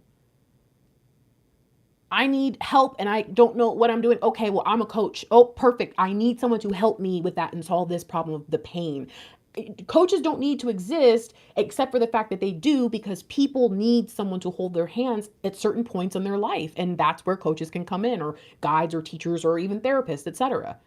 You need to ask yourself, what is it about my divine purpose that is directly tied to my most painful experiences? Because if you can figure that out within yourself, you can learn a lot about your purpose. But if you can then start to say, what experiences has my divine masculine had that would show me exactly where they need to be helping other people. And if they can't figure it out, maybe you're supposed to help them with that. Okay. So what does it look like with them? When divine says you avoid healing because you don't like sacrifice, this karmic runs. But what does the divine masculine do? What the heck? Okay, let me take a step back. Okay. If you're just listening and you're doing dishes or folding your laundry, the Three of Wands just came out. And now this is where things are getting wild in this reading, because not only did I just mention it, also, if you remember when these cards came out, I made sure I couldn't see them, but I also shuffled them and placed them and the positioning with all the signs. But we now have two decks, two cards showing up. And I think that this is actually speaking to the Hanged Man, okay? Both of these people, we could say, Hanged Man. Is your Hanged Man having trouble getting off the gallows and being a consistent person who doesn't end up back on there? Maybe that's a good question, right? And I think that this is saying for the karmic or negative or bad person or whatever, no, their plan involves them probably ending up on them damn gallows again. Okay. But with your divine counterpart, no, they're not going to end up there. Why? Let's go back to the parable of the King of Wands. Who is he? He's the Hanged Man. And after hanging there for a while, he gets a bright idea. He picks this powerful decision. He gets off the tree. That's another decision because he could just keep hanging there. And then before he leaves, what does he do? He cuts a branch off of the tree, not realizing that it was the burning bush, like not realizing it was a divine tree that was meant to give him everything he needed. And it's how he starts his whole kingdom. And he still doesn't know how magical it is. Yes. The King of Wands does not know how magical that wand is. He just carries it around with him as a memento of the time he got hung up on that tree and almost gave up on life, and then he had that idea. So the wand, interestingly enough, is actually really meant to represent kind of like a pentacle, a divine pentacle. It's meant to represent, it is the memory of the idea. And I hold this wand because the idea was nothing tangible. I could only think it. But this wand came from the tree I thought of the idea on. Okay, cool. So he's just creating his whole kingdom, doing everything he can, building his abundance, all this stuff. And it's not until he marries his queen and he says, listen, I've been carrying this stick around off this tree, and I know you know how I am about this stick. I'm going to cut this in half and I'm going to give it to you, which part of this also to me symbolizes a divine marriage of monogamy and not sharing and throwing around like this over here is. But this person says, okay, here, I'm going to cut this branch or this tree, this twig in half. And my queen, as a token of my affection, I'm going to give this to you. Okay. Now you will know how valuable you are to me. I see you the same way I see that grand idea that got us all these things. And as he cuts it in half, thinking that his stick will forever be changed, he looks back at it and it has grown to full measure, and hers has grown to full measure. And now he has two identical rods. That's the parable of the twin flame journey inside the King of Pentacles or King of Wands and the Hanged Man. You could see it right here. Okay. You can see it right here. The divine masculine in this space, it is the deconstruction and their willingness to do it that unlocks everything for them. And you know, I'm gonna be real. I don't think this is too different for the divine feminine. I think that divine feminines could get a lot out of this message if they kind of chose to take it in for themselves. But as the divine masculine understands, like when you guys always hear, oh, you guys, I talked about it today. Remember I said I was in a pageant? Okay. First of all, didn't do pageants except for when I was a kid. So why did I decide to do a pageant in college? No. There's a whole bunch of things. Did the pageant in 2008, and in 2009, I was the pageant coordinator. Wasn't supposed to be. Just wanted to be the pageant mom. Just wanted to be there. Something in me knew I needed to be there for the next group of women. Now, some of you have heard me tell this story, but you didn't know how it was all connected. One day, randomly, I don't have a lot of friends. I have a brand new apartment that no one has been to, okay? One day after one of the pageant practices, one of the girls turns to me and she says, "Hey, can we practice later? I'm a little nervous." And I was like, "Okay," because I'm like, "You want to practice with me?" But okay. And so we go to my house, and within the first like 15 minutes, she collapses on my kitchen floor and tells me that yesterday someone hurt her. You understand? And guess what? The year prior, like 1 year prior to that, that's why I did the pageant. Oh my gosh, my brain is broken right now because sometimes I forget this. I did the pageant because someone hurt me, and it felt like they took my femininity away from me. And so I decided like a month later to sign up, and was surprised when I got picked for the pageant, because you know what my homeboys did? Because they were my homeboys, because I had mostly male friends in college. You know what they did during my interview? They stopped the tape recorder and they said, "Yo, what are you doing here?" Some of you heard me tell this story before, but now you're seeing how it comes full circle. "What are you doing here? Are you sure you want to be with a group of women?" And I'm like, "Women don't like me. I love women. I love all people.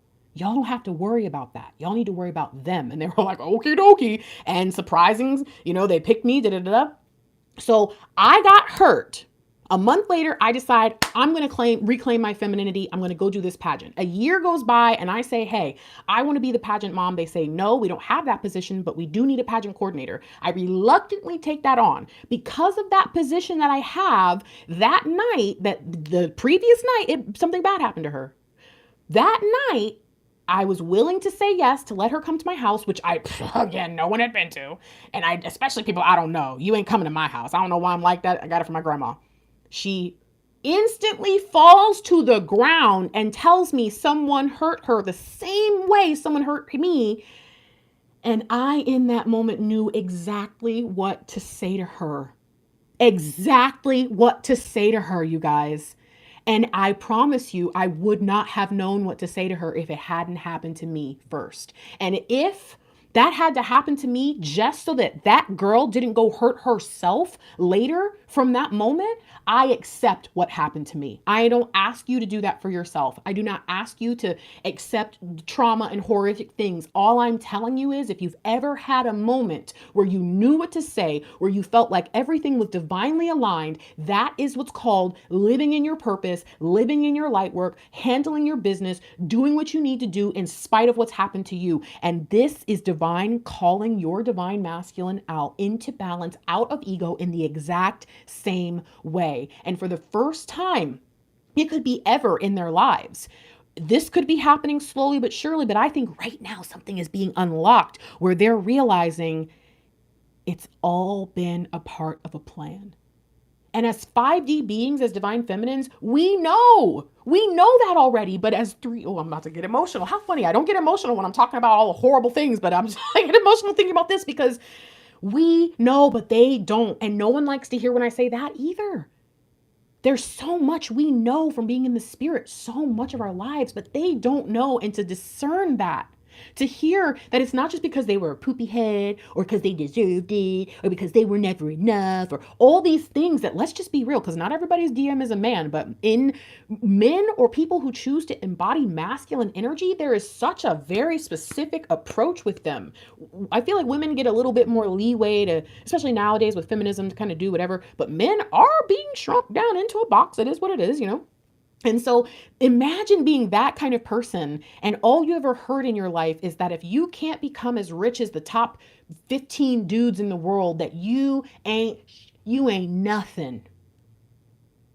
And you've been living with that guilt because no one comes to you and says to you, "Hey, you're beautiful the way you are." Who says that to men? Men can't even call each other and say goodnight without it being weird.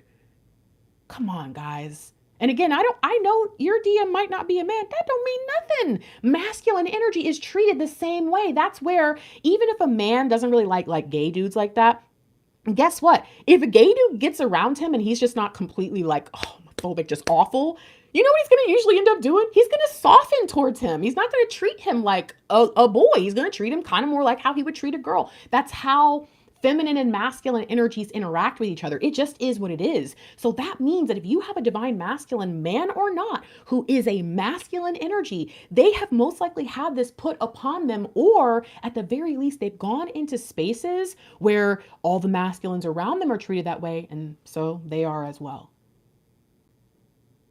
They're just now starting to see that there's more to what they can see. Give them a little grace, guys. I think they need it.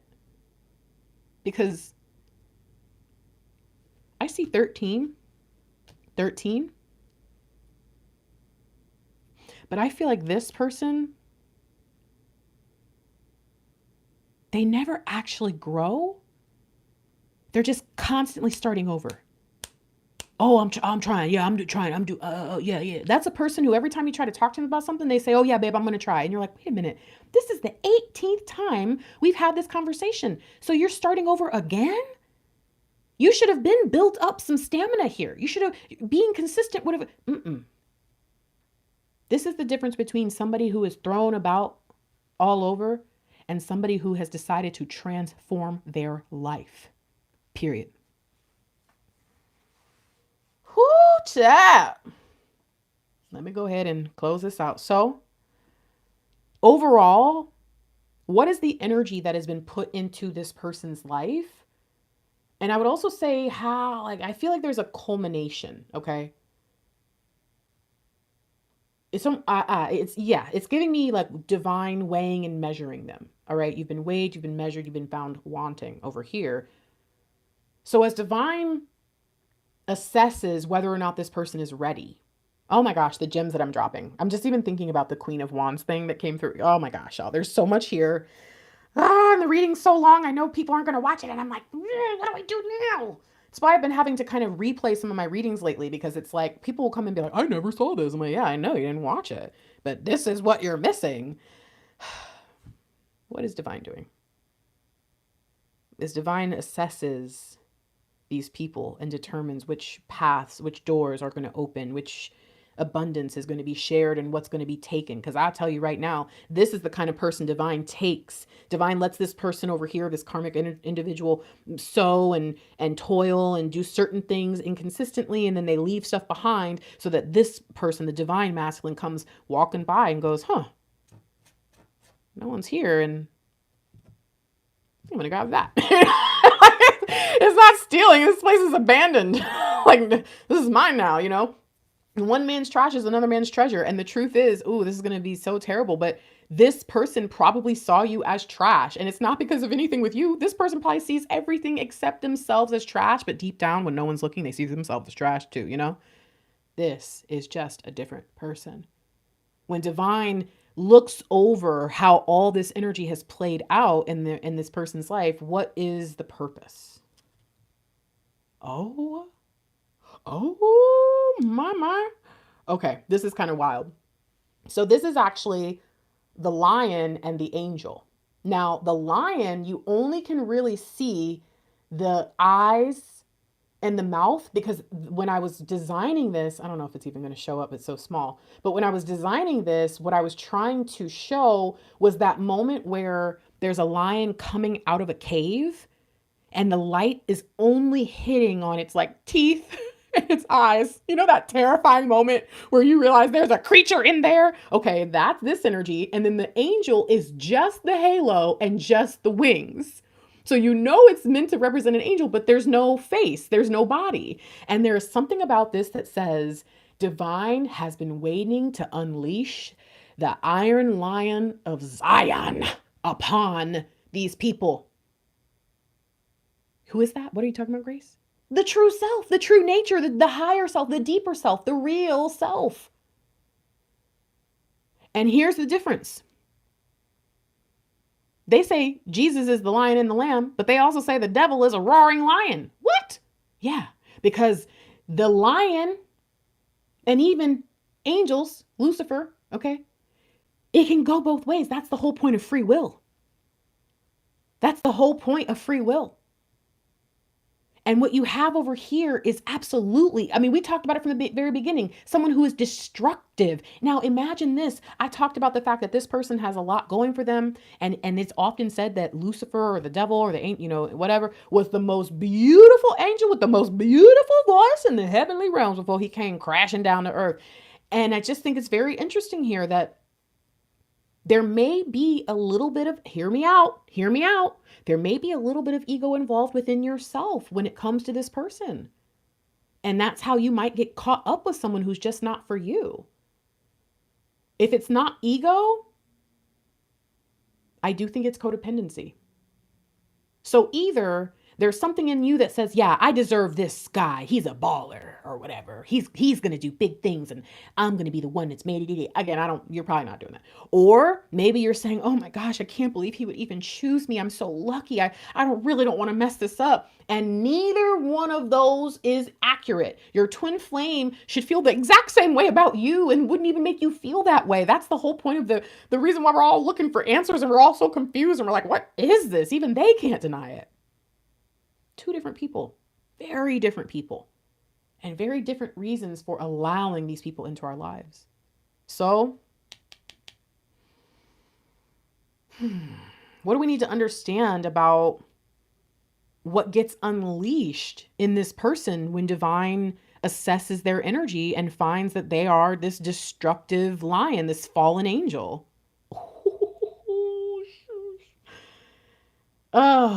It's the Page of Wands. And the reason I'm kind of like, ooh, is because the Page of Wands is the most confident page. The Page of Wands is like the crown prince. He's on his grand tour. He's the baddest thing smoking. Like, oh my gosh. And we have seen where there are kings or princes or even princesses or whatever who have that vibe. And they should. You know what I'm saying? It's like, yes, you are a badass. You're so fine. And you're such a good person. And you're everything that your family wanted you to be. And then there's like, you're a disgrace. You are the worst. You suck. You're a butthole. Nobody likes you. No one wants you to be king. Oh, this is going to suck. You're definitely going to get assassinated. Okay, like... There's a very different energy. And so the point here isn't to say that only humble people are worthy of love, or no, it's not even about that. It's about the free will a person has within to act like they ain't or to behave like they're the hottest thing smoking ever out and do either one of them in a nasty way. There are people who are humble and are the most miserable, nasty. They're humble, but it's almost like, are you doing that? Or you're victimizing yourself or something, right? And then there's people who are so confident, but they're so kind that it's like, I can't even be mad at you. Like, you're awesome. Maybe if there's something wrong with me, I might get a little jealous or something, but otherwise, like, wow, I aspire to be more like someone like you, right? This person, you're not wrong to see something in them. They have everything in them to be what they say they already are, but they are rotten from the inside out. And it might not show up yet, but eventually that rot will just start to spread, friends. And what you don't want is the only reason you noticed it was happening was because you saw it on yourself first. And you're like, what did I brush up against? Oh my gosh, what the heck is happening to me? And then you look over and you realize that is on them. Oh no. What is the culminating moment for the true divine masculine? Where divine knows it's time to unleash the true self, the true nature within. This is huge. I believe the Eight of Swords shows up here to say, when this divine masculine chooses to release themselves, to free themselves. It's very interesting. If you know anything about like the Bible and God and good and evil and the devil and the whole thing about a lot of the things that we're experiencing of Christianity is the truth is that the devil literally just chose to be a dick. And at any point, he could have stopped doing that. He could have just stopped. But he was like, nah, who do you, I I could definitely sit on that throne and look cooler than that guy. He looks stupid. Like, he just gave in to all of our stuff and then came down to earth and knew it was trash and was like, you know what? Yeah, this is fine. This is great. I could do a lot with this. Like, the just complete delusion, just ridiculous. Versus somebody who says, I am trapped. Something has got me. This is not me. I'm better than this. I don't want to live in fear anymore. And it's making me think about the lion that has been a little bit afraid, the cowardly lion. But what is it that the cowardly lion gets? Does anybody know Wizard of Oz? What does the cowardly lion get? What is it that the wizard says, here, this will help you? It's courage. And I think that the difference between these two is that when this karmic or bad person or whatever gets hung up and strung up, they want to go find the snake and tell it, you shouldn't have bit me. When this person gets strung up, they just want to get down and get free and probably make sure that no one else gets bit by the snake. If they're going and looking for the snake, it's simply to make sure that the snake doesn't bite anybody else. But I think a true divine masculine would have the wisdom to say, I mean, honestly, snakes going to be snakes. I could take that snake out, but what I could do instead is what my parents never did for me, which is teaching my children and my village children and all my friends and family, you don't want to go over there into that snake pit because there's snakes in it. That's the truth. That's the truth, guys. The truth here is that the divine masculine chooses to see reality for what it is. That's how they become consistent. The divine or the undivine masculine, the avoidant, the one who just refuses to be real and just makes constant excuses and will do anything to avoid any kind of real. They will do the exact opposite. They will run into more trouble and then blame other people. They will wrap themselves up in pain and then lie about what they ended up getting or doing to get there. I know it might not feel good to hear your divine masculine say, I messed up and I'm sorry, but not really, like, because they say it so often and it's just like, oh my gosh, you're so pitiful. Like, get over it, deal with it, do something. But maybe that's what divine is working on in them. It's another thing to hear somebody tell you a bunch of excuses and that, or that it never happened, or that you should just get over it. These are very, very different people. But the behaviors, especially like if I had two clients and these were their circumstances and they came to me, you know, think about it. If I'm on a call, oh, speaking of, hey guys, guess what? Where's that? I have calls. I'm on call on Sunday, friends, and my calls start at just 14:44, but those are for short ones, obviously. Okay. Did it do it? Did it do it? I don't know. Okay, anyways. But imagine I'm on a phone call with people and it's like, let's say we only have 40 minutes. Well, I think that they're doing their best to tell me what they need to tell me, but they could basically sound like they're describing the same person. Now, if I were to later find out, because it's a little bit embarrassing what this person's put them through, but it's also a little bit embarrassing what this person has put them through. If I later find out the true nature behind this person, then it's a lot easier to tell the difference. But I think it could happen where I could get on two calls back to back, talk to two different clients with DMs that sound similar, and yet one is a DM and one is not. I'm not saying that's happened or not, because I know people go, oh my gosh, I think she's talking about me. Like, girl, stop it. I'm not thinking about you right now. I am channeling. Oh my gosh. So look, I want you to take the time with this message. I know that for some of you it's long, or for some of you, maybe you've been listening. You're like, oh, I heard it. No. Did you hear the whole thing? Did you see how it all came out? Like, even from the beginning where we saw these cards and then they came out in the reading, the message that was with them, like even I'm just saying, all I'm trying to say here is there's something about the full message that I think is going to change the way you see your person for the better. Because most of my clients and friends are not dealing with a piece of crap. And no one's really a piece of crap, but it's easier to just call them that, right? No one's dealing with somebody who's just a big dum-dum. Most of my divine feminine clients are dealing with somebody who just needs more time to grow up, unfortunately, you know? And some of them are in a full-on relationship, like living with this person or married to this person or whatever, and trying to figure out, like, why don't they care about me? Do they hate me? Or, you know, all this different stuff. Why can't they be consistent? Like, why am I not enough? Da, da, da. And it's like, I promise divine is working on that. Just like divine is working on you. And I do want you to make sure that pouring all your energy into what they've got going on isn't causing you to avoid your own stuff as well. There's always work to be done. Sometimes it's said, you haven't done enough work. That's why you're not in union. I think that's an unfair thing to just a blanket statement to make.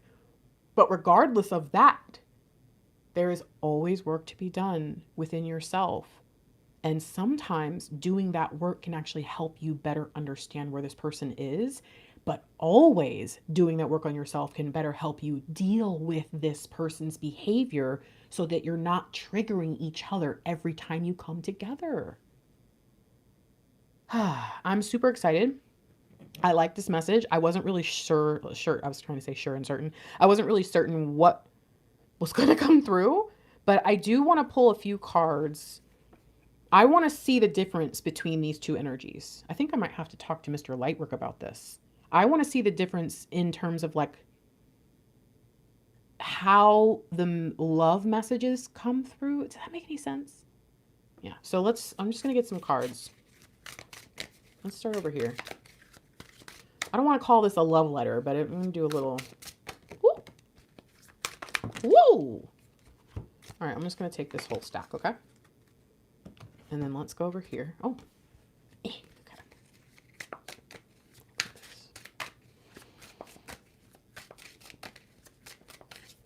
Ooh. Are you going to, you want to come out?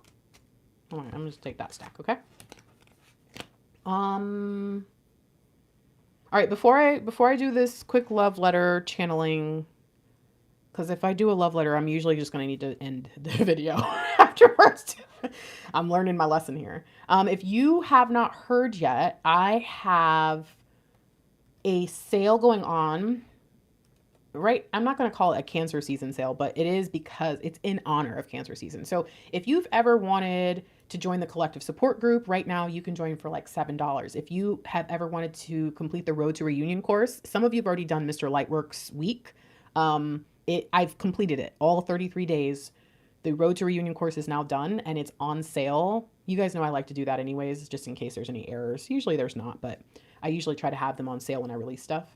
So if you're in energy signature 1 on your journey, and again, if you're not sure of what energy signature you're on, you probably should know that. I would say most of my clients are in energy signature 2 or 3. Most of my clients, friends, subscribers. Okay. Most of the people this channel and ministry deals with energy signature 2 and 3. However, most of the people who are finding this channel, well, maybe not most, but at least 50 to 75% to me seem to be coming from energy signature 1.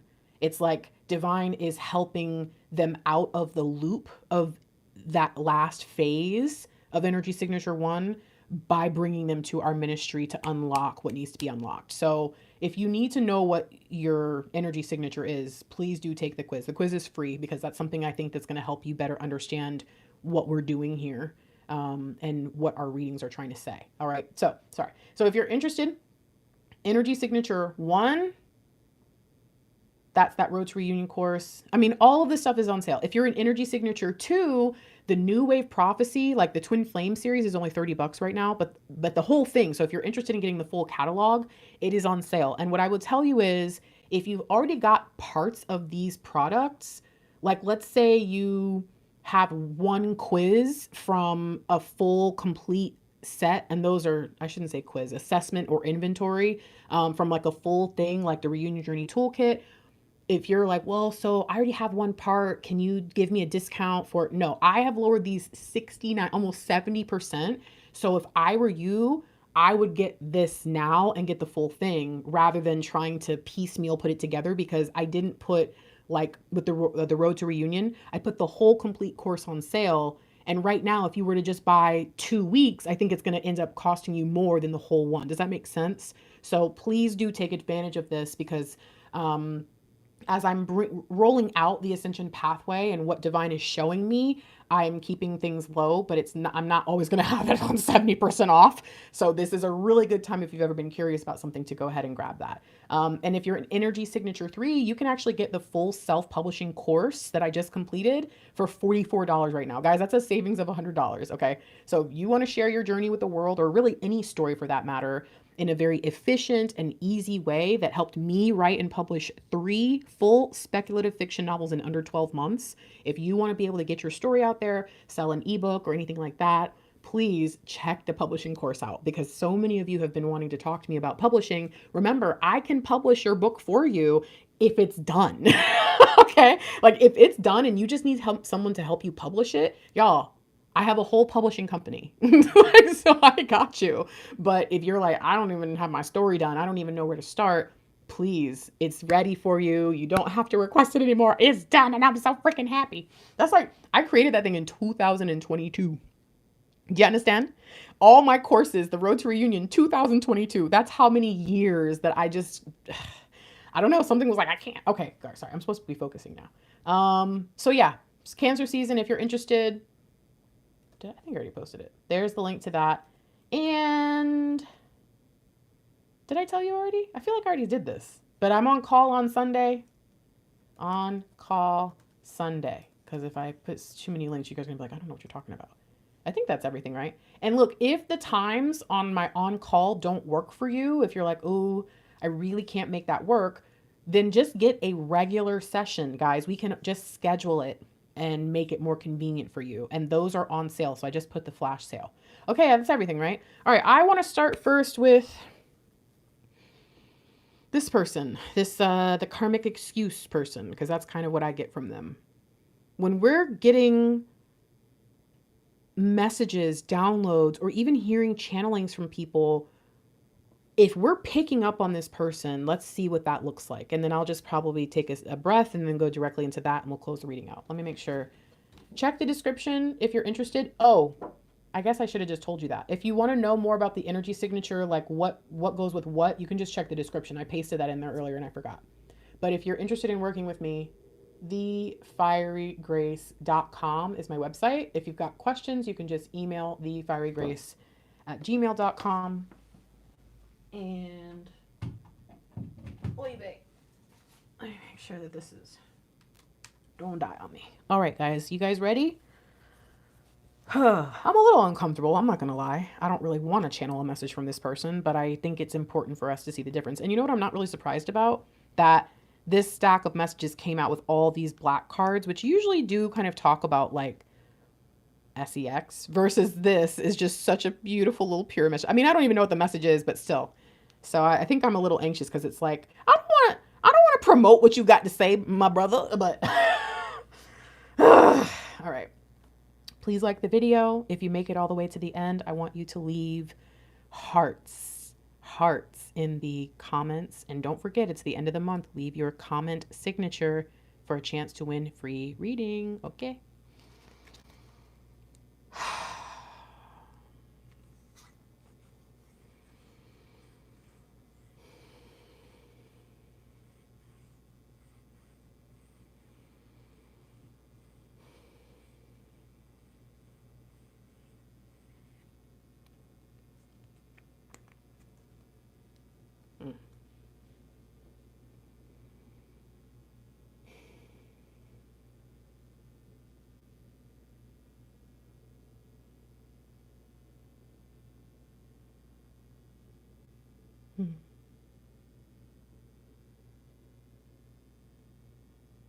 You know, this isn't how I want to make you feel.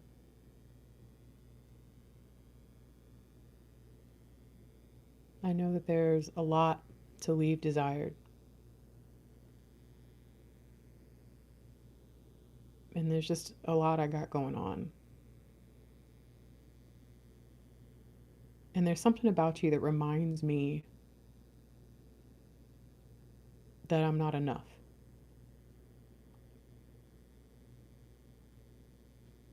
And that I need to grow. But I'm tired of change. Change isn't good for me. Everything's always changing. And every time I turn around, something's different and I can't handle it. I'm not trying to control you to control you. I'm trying to control my life. And this is what you have to be a part of. You knew from the first moment you ever met me that I'm like this. So we've got to figure out how to help you be able to handle me if you want to be a part of my life.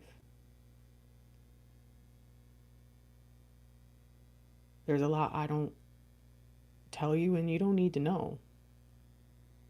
But just know there's more to it than you think.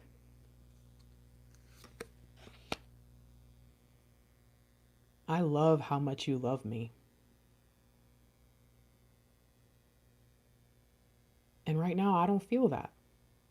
Right now, I feel like you're trying to put conditions on what we have. But I want the you that just wants to make me feel good. I love that version of you. This version of you doesn't feel safe for me.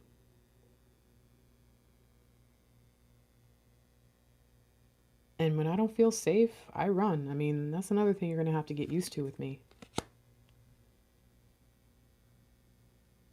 Now, if you want to be productive, I got some ideas of what we can do.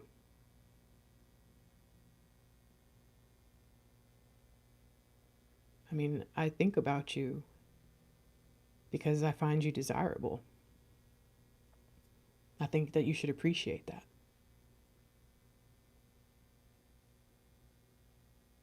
You know, there's a lot of people that don't get that from me. And I don't understand why you don't appreciate it as much as others do. In the beginning, I kind of liked that about you. But I don't know. I just feel like you're trying to play hard to get or something. And I don't know why. We're better than that.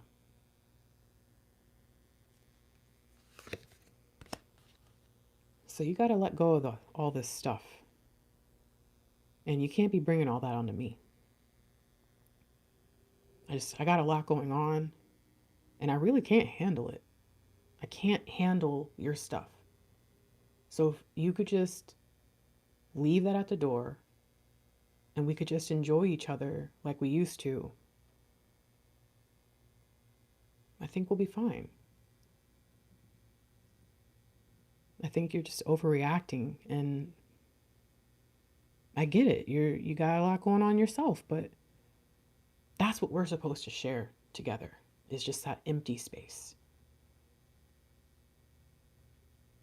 We just fill it with us and that's it, and then we are done, and it's simple.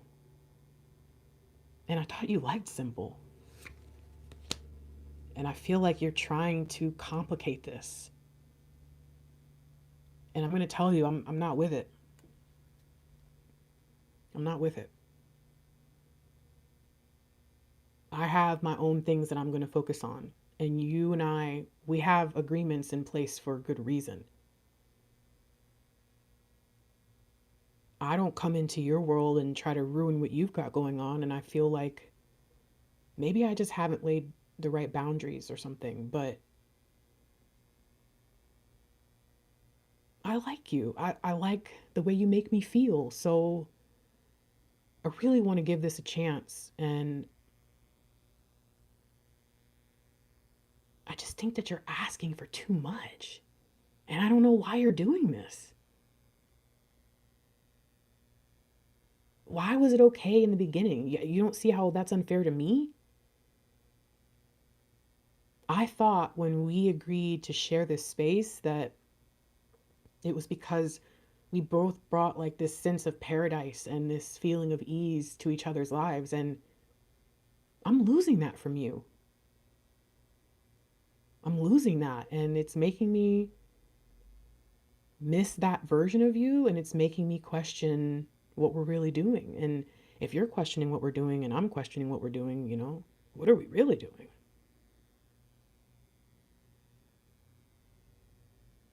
Something's got to change.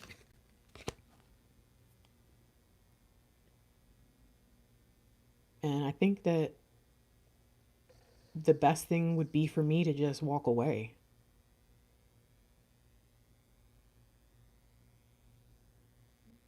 I don't want things to change, but that's kind of who I've been this whole time. I've always been me. I've never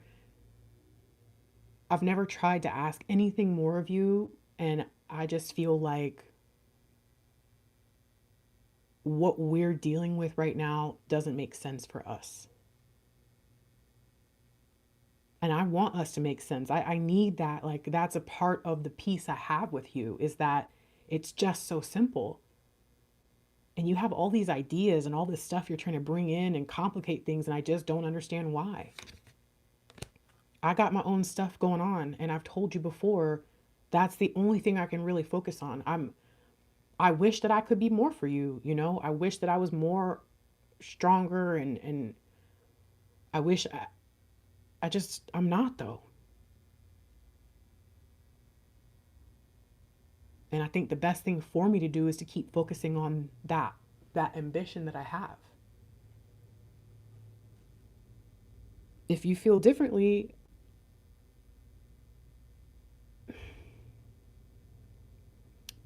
we're going to have to make some changes. But that's not what I want. I want us to get back to us. I want us to be who we're supposed to be. And me and you together, we are on fire, and you know that. And it makes me so sad that you're trying to take that away from us. You're flawed. You've got a lot of mistakes that I have to deal with, and I don't say anything to you. Most of the time, I just let it roll. But I feel like you always on me. And I just don't know what to do. It's never going to be enough. So I think you just got some decisions you need to make. But know that I do care about you. And I want you in my life. I think that you make my life better. But you can't keep flipping the script on me like this. You really got to just focus on you and let me focus on me. And we appreciate what we've got together like that. If we can do that, this can be really amazing. And I hope you can just see that. Don't ruin this. I need you in my life, but I don't have to have you in my life. I have to have my peace of mind, because without it, I'm never going to be who I'm supposed to be. And if you don't get that, you're not the person I thought you were.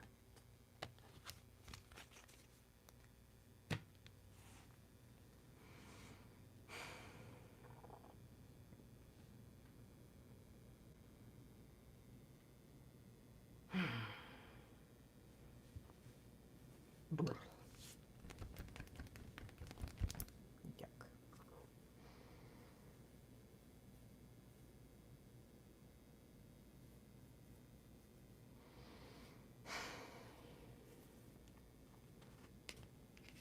Let's go to this side. Oh my gosh, it's making my chest hurt, you guys. I don't like that. Let me just take a second.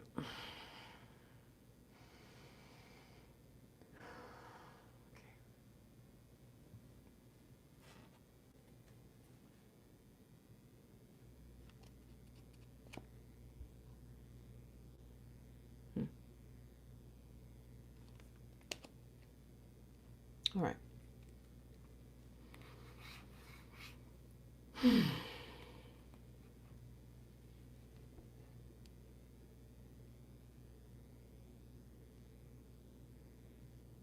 And this one made me immediately start fucking crying. Oh my God.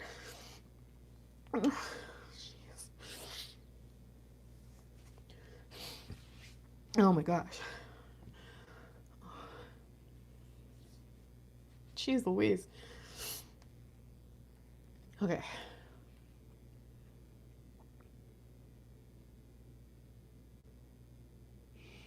Hey. Oh my gosh, you guys, I'm so nervous. I don't know why. Oh my gosh. Ooh. Oh my gosh. Okay.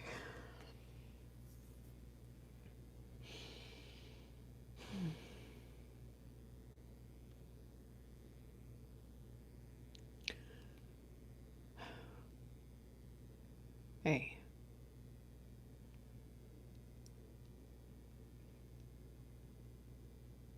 I know it looks like I'm avoiding you.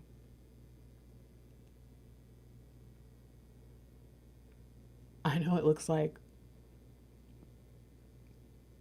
I don't trust you. It feels like I don't trust you.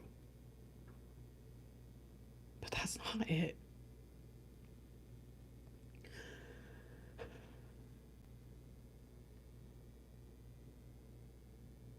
There was a point where I saw you were getting better and I wasn't.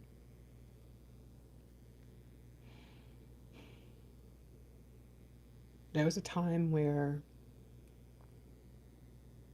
I started to feel a disconnect between us. And at first, it really scared me because there is like a safety that I felt with you. I still, even just thinking about you, can feel that sense like everything's going to be all right. And I started to notice that even in your own life that you were changing. You were growing. And I just realized that I wasn't, and that it didn't matter what I said, I was hurting you. It didn't matter what I did, I was just bringing everything down. And as much as I wanted to be in your arms, as much as I wanted just to have that feeling of safety and security, I realized that I was hurting you.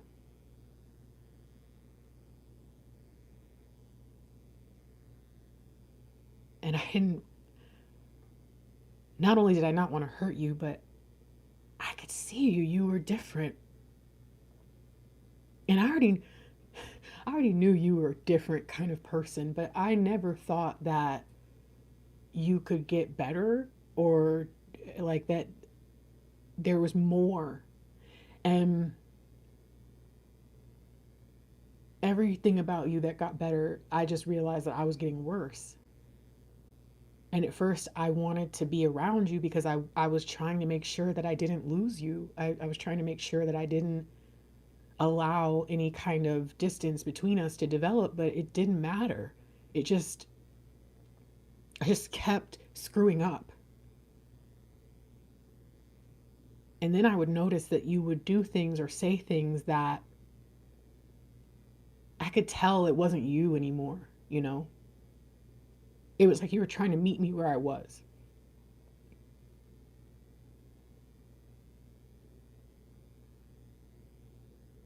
And the best thing that I could do for you in that moment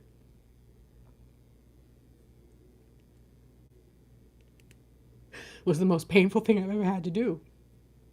Because I didn't want to. I didn't want to. Why would I want to? But I had to.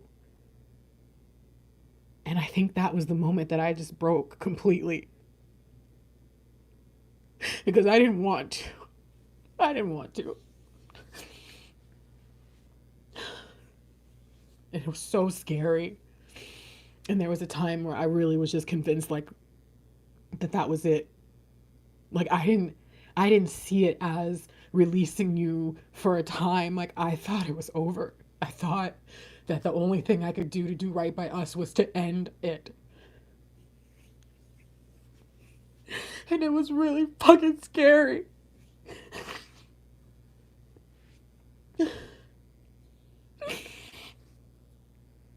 I feel like the moment I ever knew that you existed, I was like, you were gonna be in my life forever. And that was a wake up call. And for a long time, I was just trying to move forward. I was just trying to do everything I could to just get back on track with my life and to let go of any idea of me and you even having a chance. And then I can't explain it, but something happened.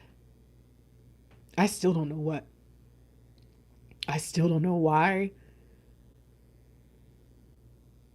But deep down in me, something feels like it's all connected to that moment. Not the moment where it was done, but the moment where I realized that I wouldn't win. And I've spent my whole lifetime just trying to win. I just wanted to win. That's all I cared about. I just need a good win. And so for someone like me who's that just so obsessed with it, to immediately know that I was going to lose and still go forward with it, it just, at first I thought something was broken in me, but then the more and more I think about it, the more I just know I did the right thing. And there's not a lot of other times in my life where I can say that I did the right thing. Sometimes it just happened to be that I did the right thing. But to be honest, I spent a lot of my life not choosing. I spent a lot of my life avoiding choices. So to suddenly be in this place where not only did I choose, but I chose right, even though it felt wrong, I just didn't want to be that person anymore. And so I had to figure out what I was missing. Like what was causing me to look at my life and look at myself and make the decisions that I was making.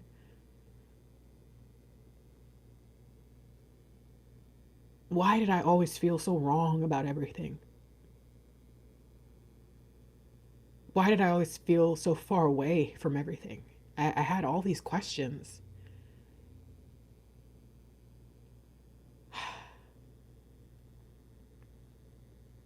And the closer I got to what felt like the right answer, the more I was seeing you. I felt like I was spying on you or something. Like I could not get away from you. I felt like your name was following me everywhere. I felt like you were watching me, and it was all, it was really weird. It was really confusing.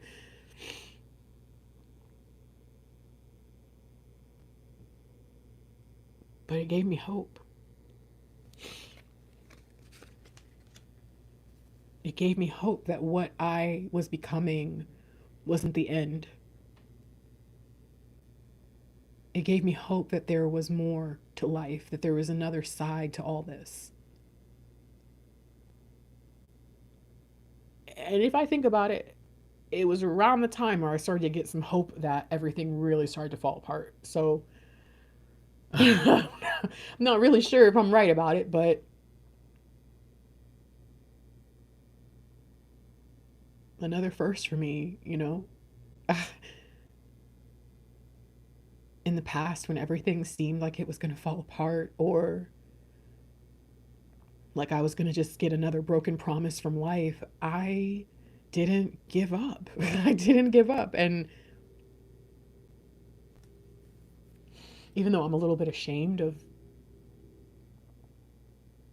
how I've been doing things for a long time, and even how I've done things now that I fully just know better, I didn't give up.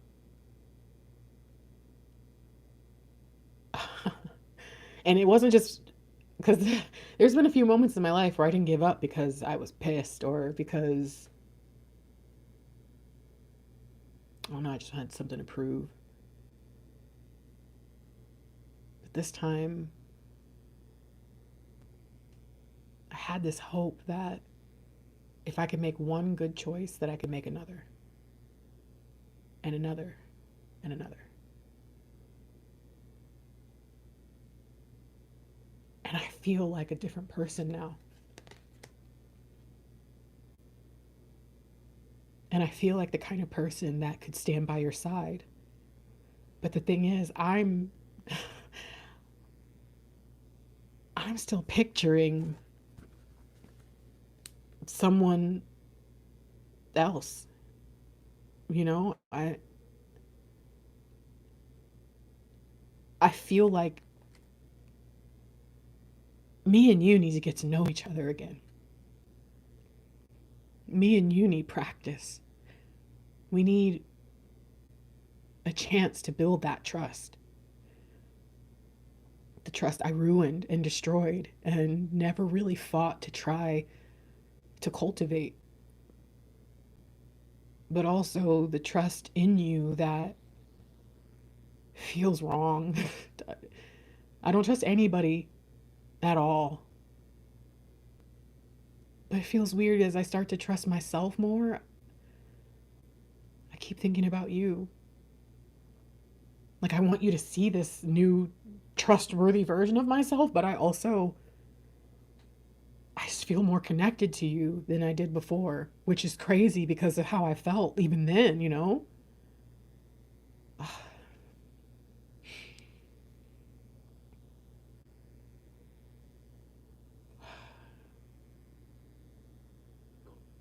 I don't want the same dream that I used to.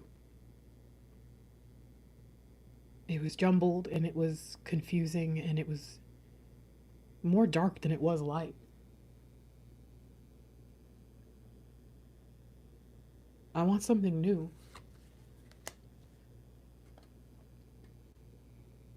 And in my old dream, the person who was going to have to be with me to be a part of that dream had to be small and had to be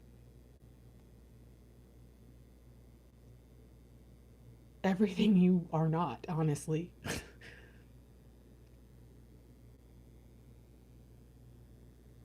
But the person that I need, it's the same as the person I want to become. And to be honest with you, that's never really been in my mind. I know people say that you should have like an equal partner or whatever, but I don't know. I hate to admit it. I just never really, I never quantified what that would be, but also I never really cared to. I don't think I ever looked at a relationship as something more than just like two people doing stuff, I guess. Just doing life or whatever. But now I feel like I've been so alone my whole life. I've been so just like an outsider. And it all makes sense in a weird way. Like I see who I'm actually supposed to be, and it's really, really powerful. And I think I'm supposed to share a life with someone who's like me because who else is going to understand me, you know? And that was something about you that I struggled with. I hated that you could see through me. Like it made me really uncomfortable. I was so used to being alone and feeling like I had this wall or this shell and that no one could get past it.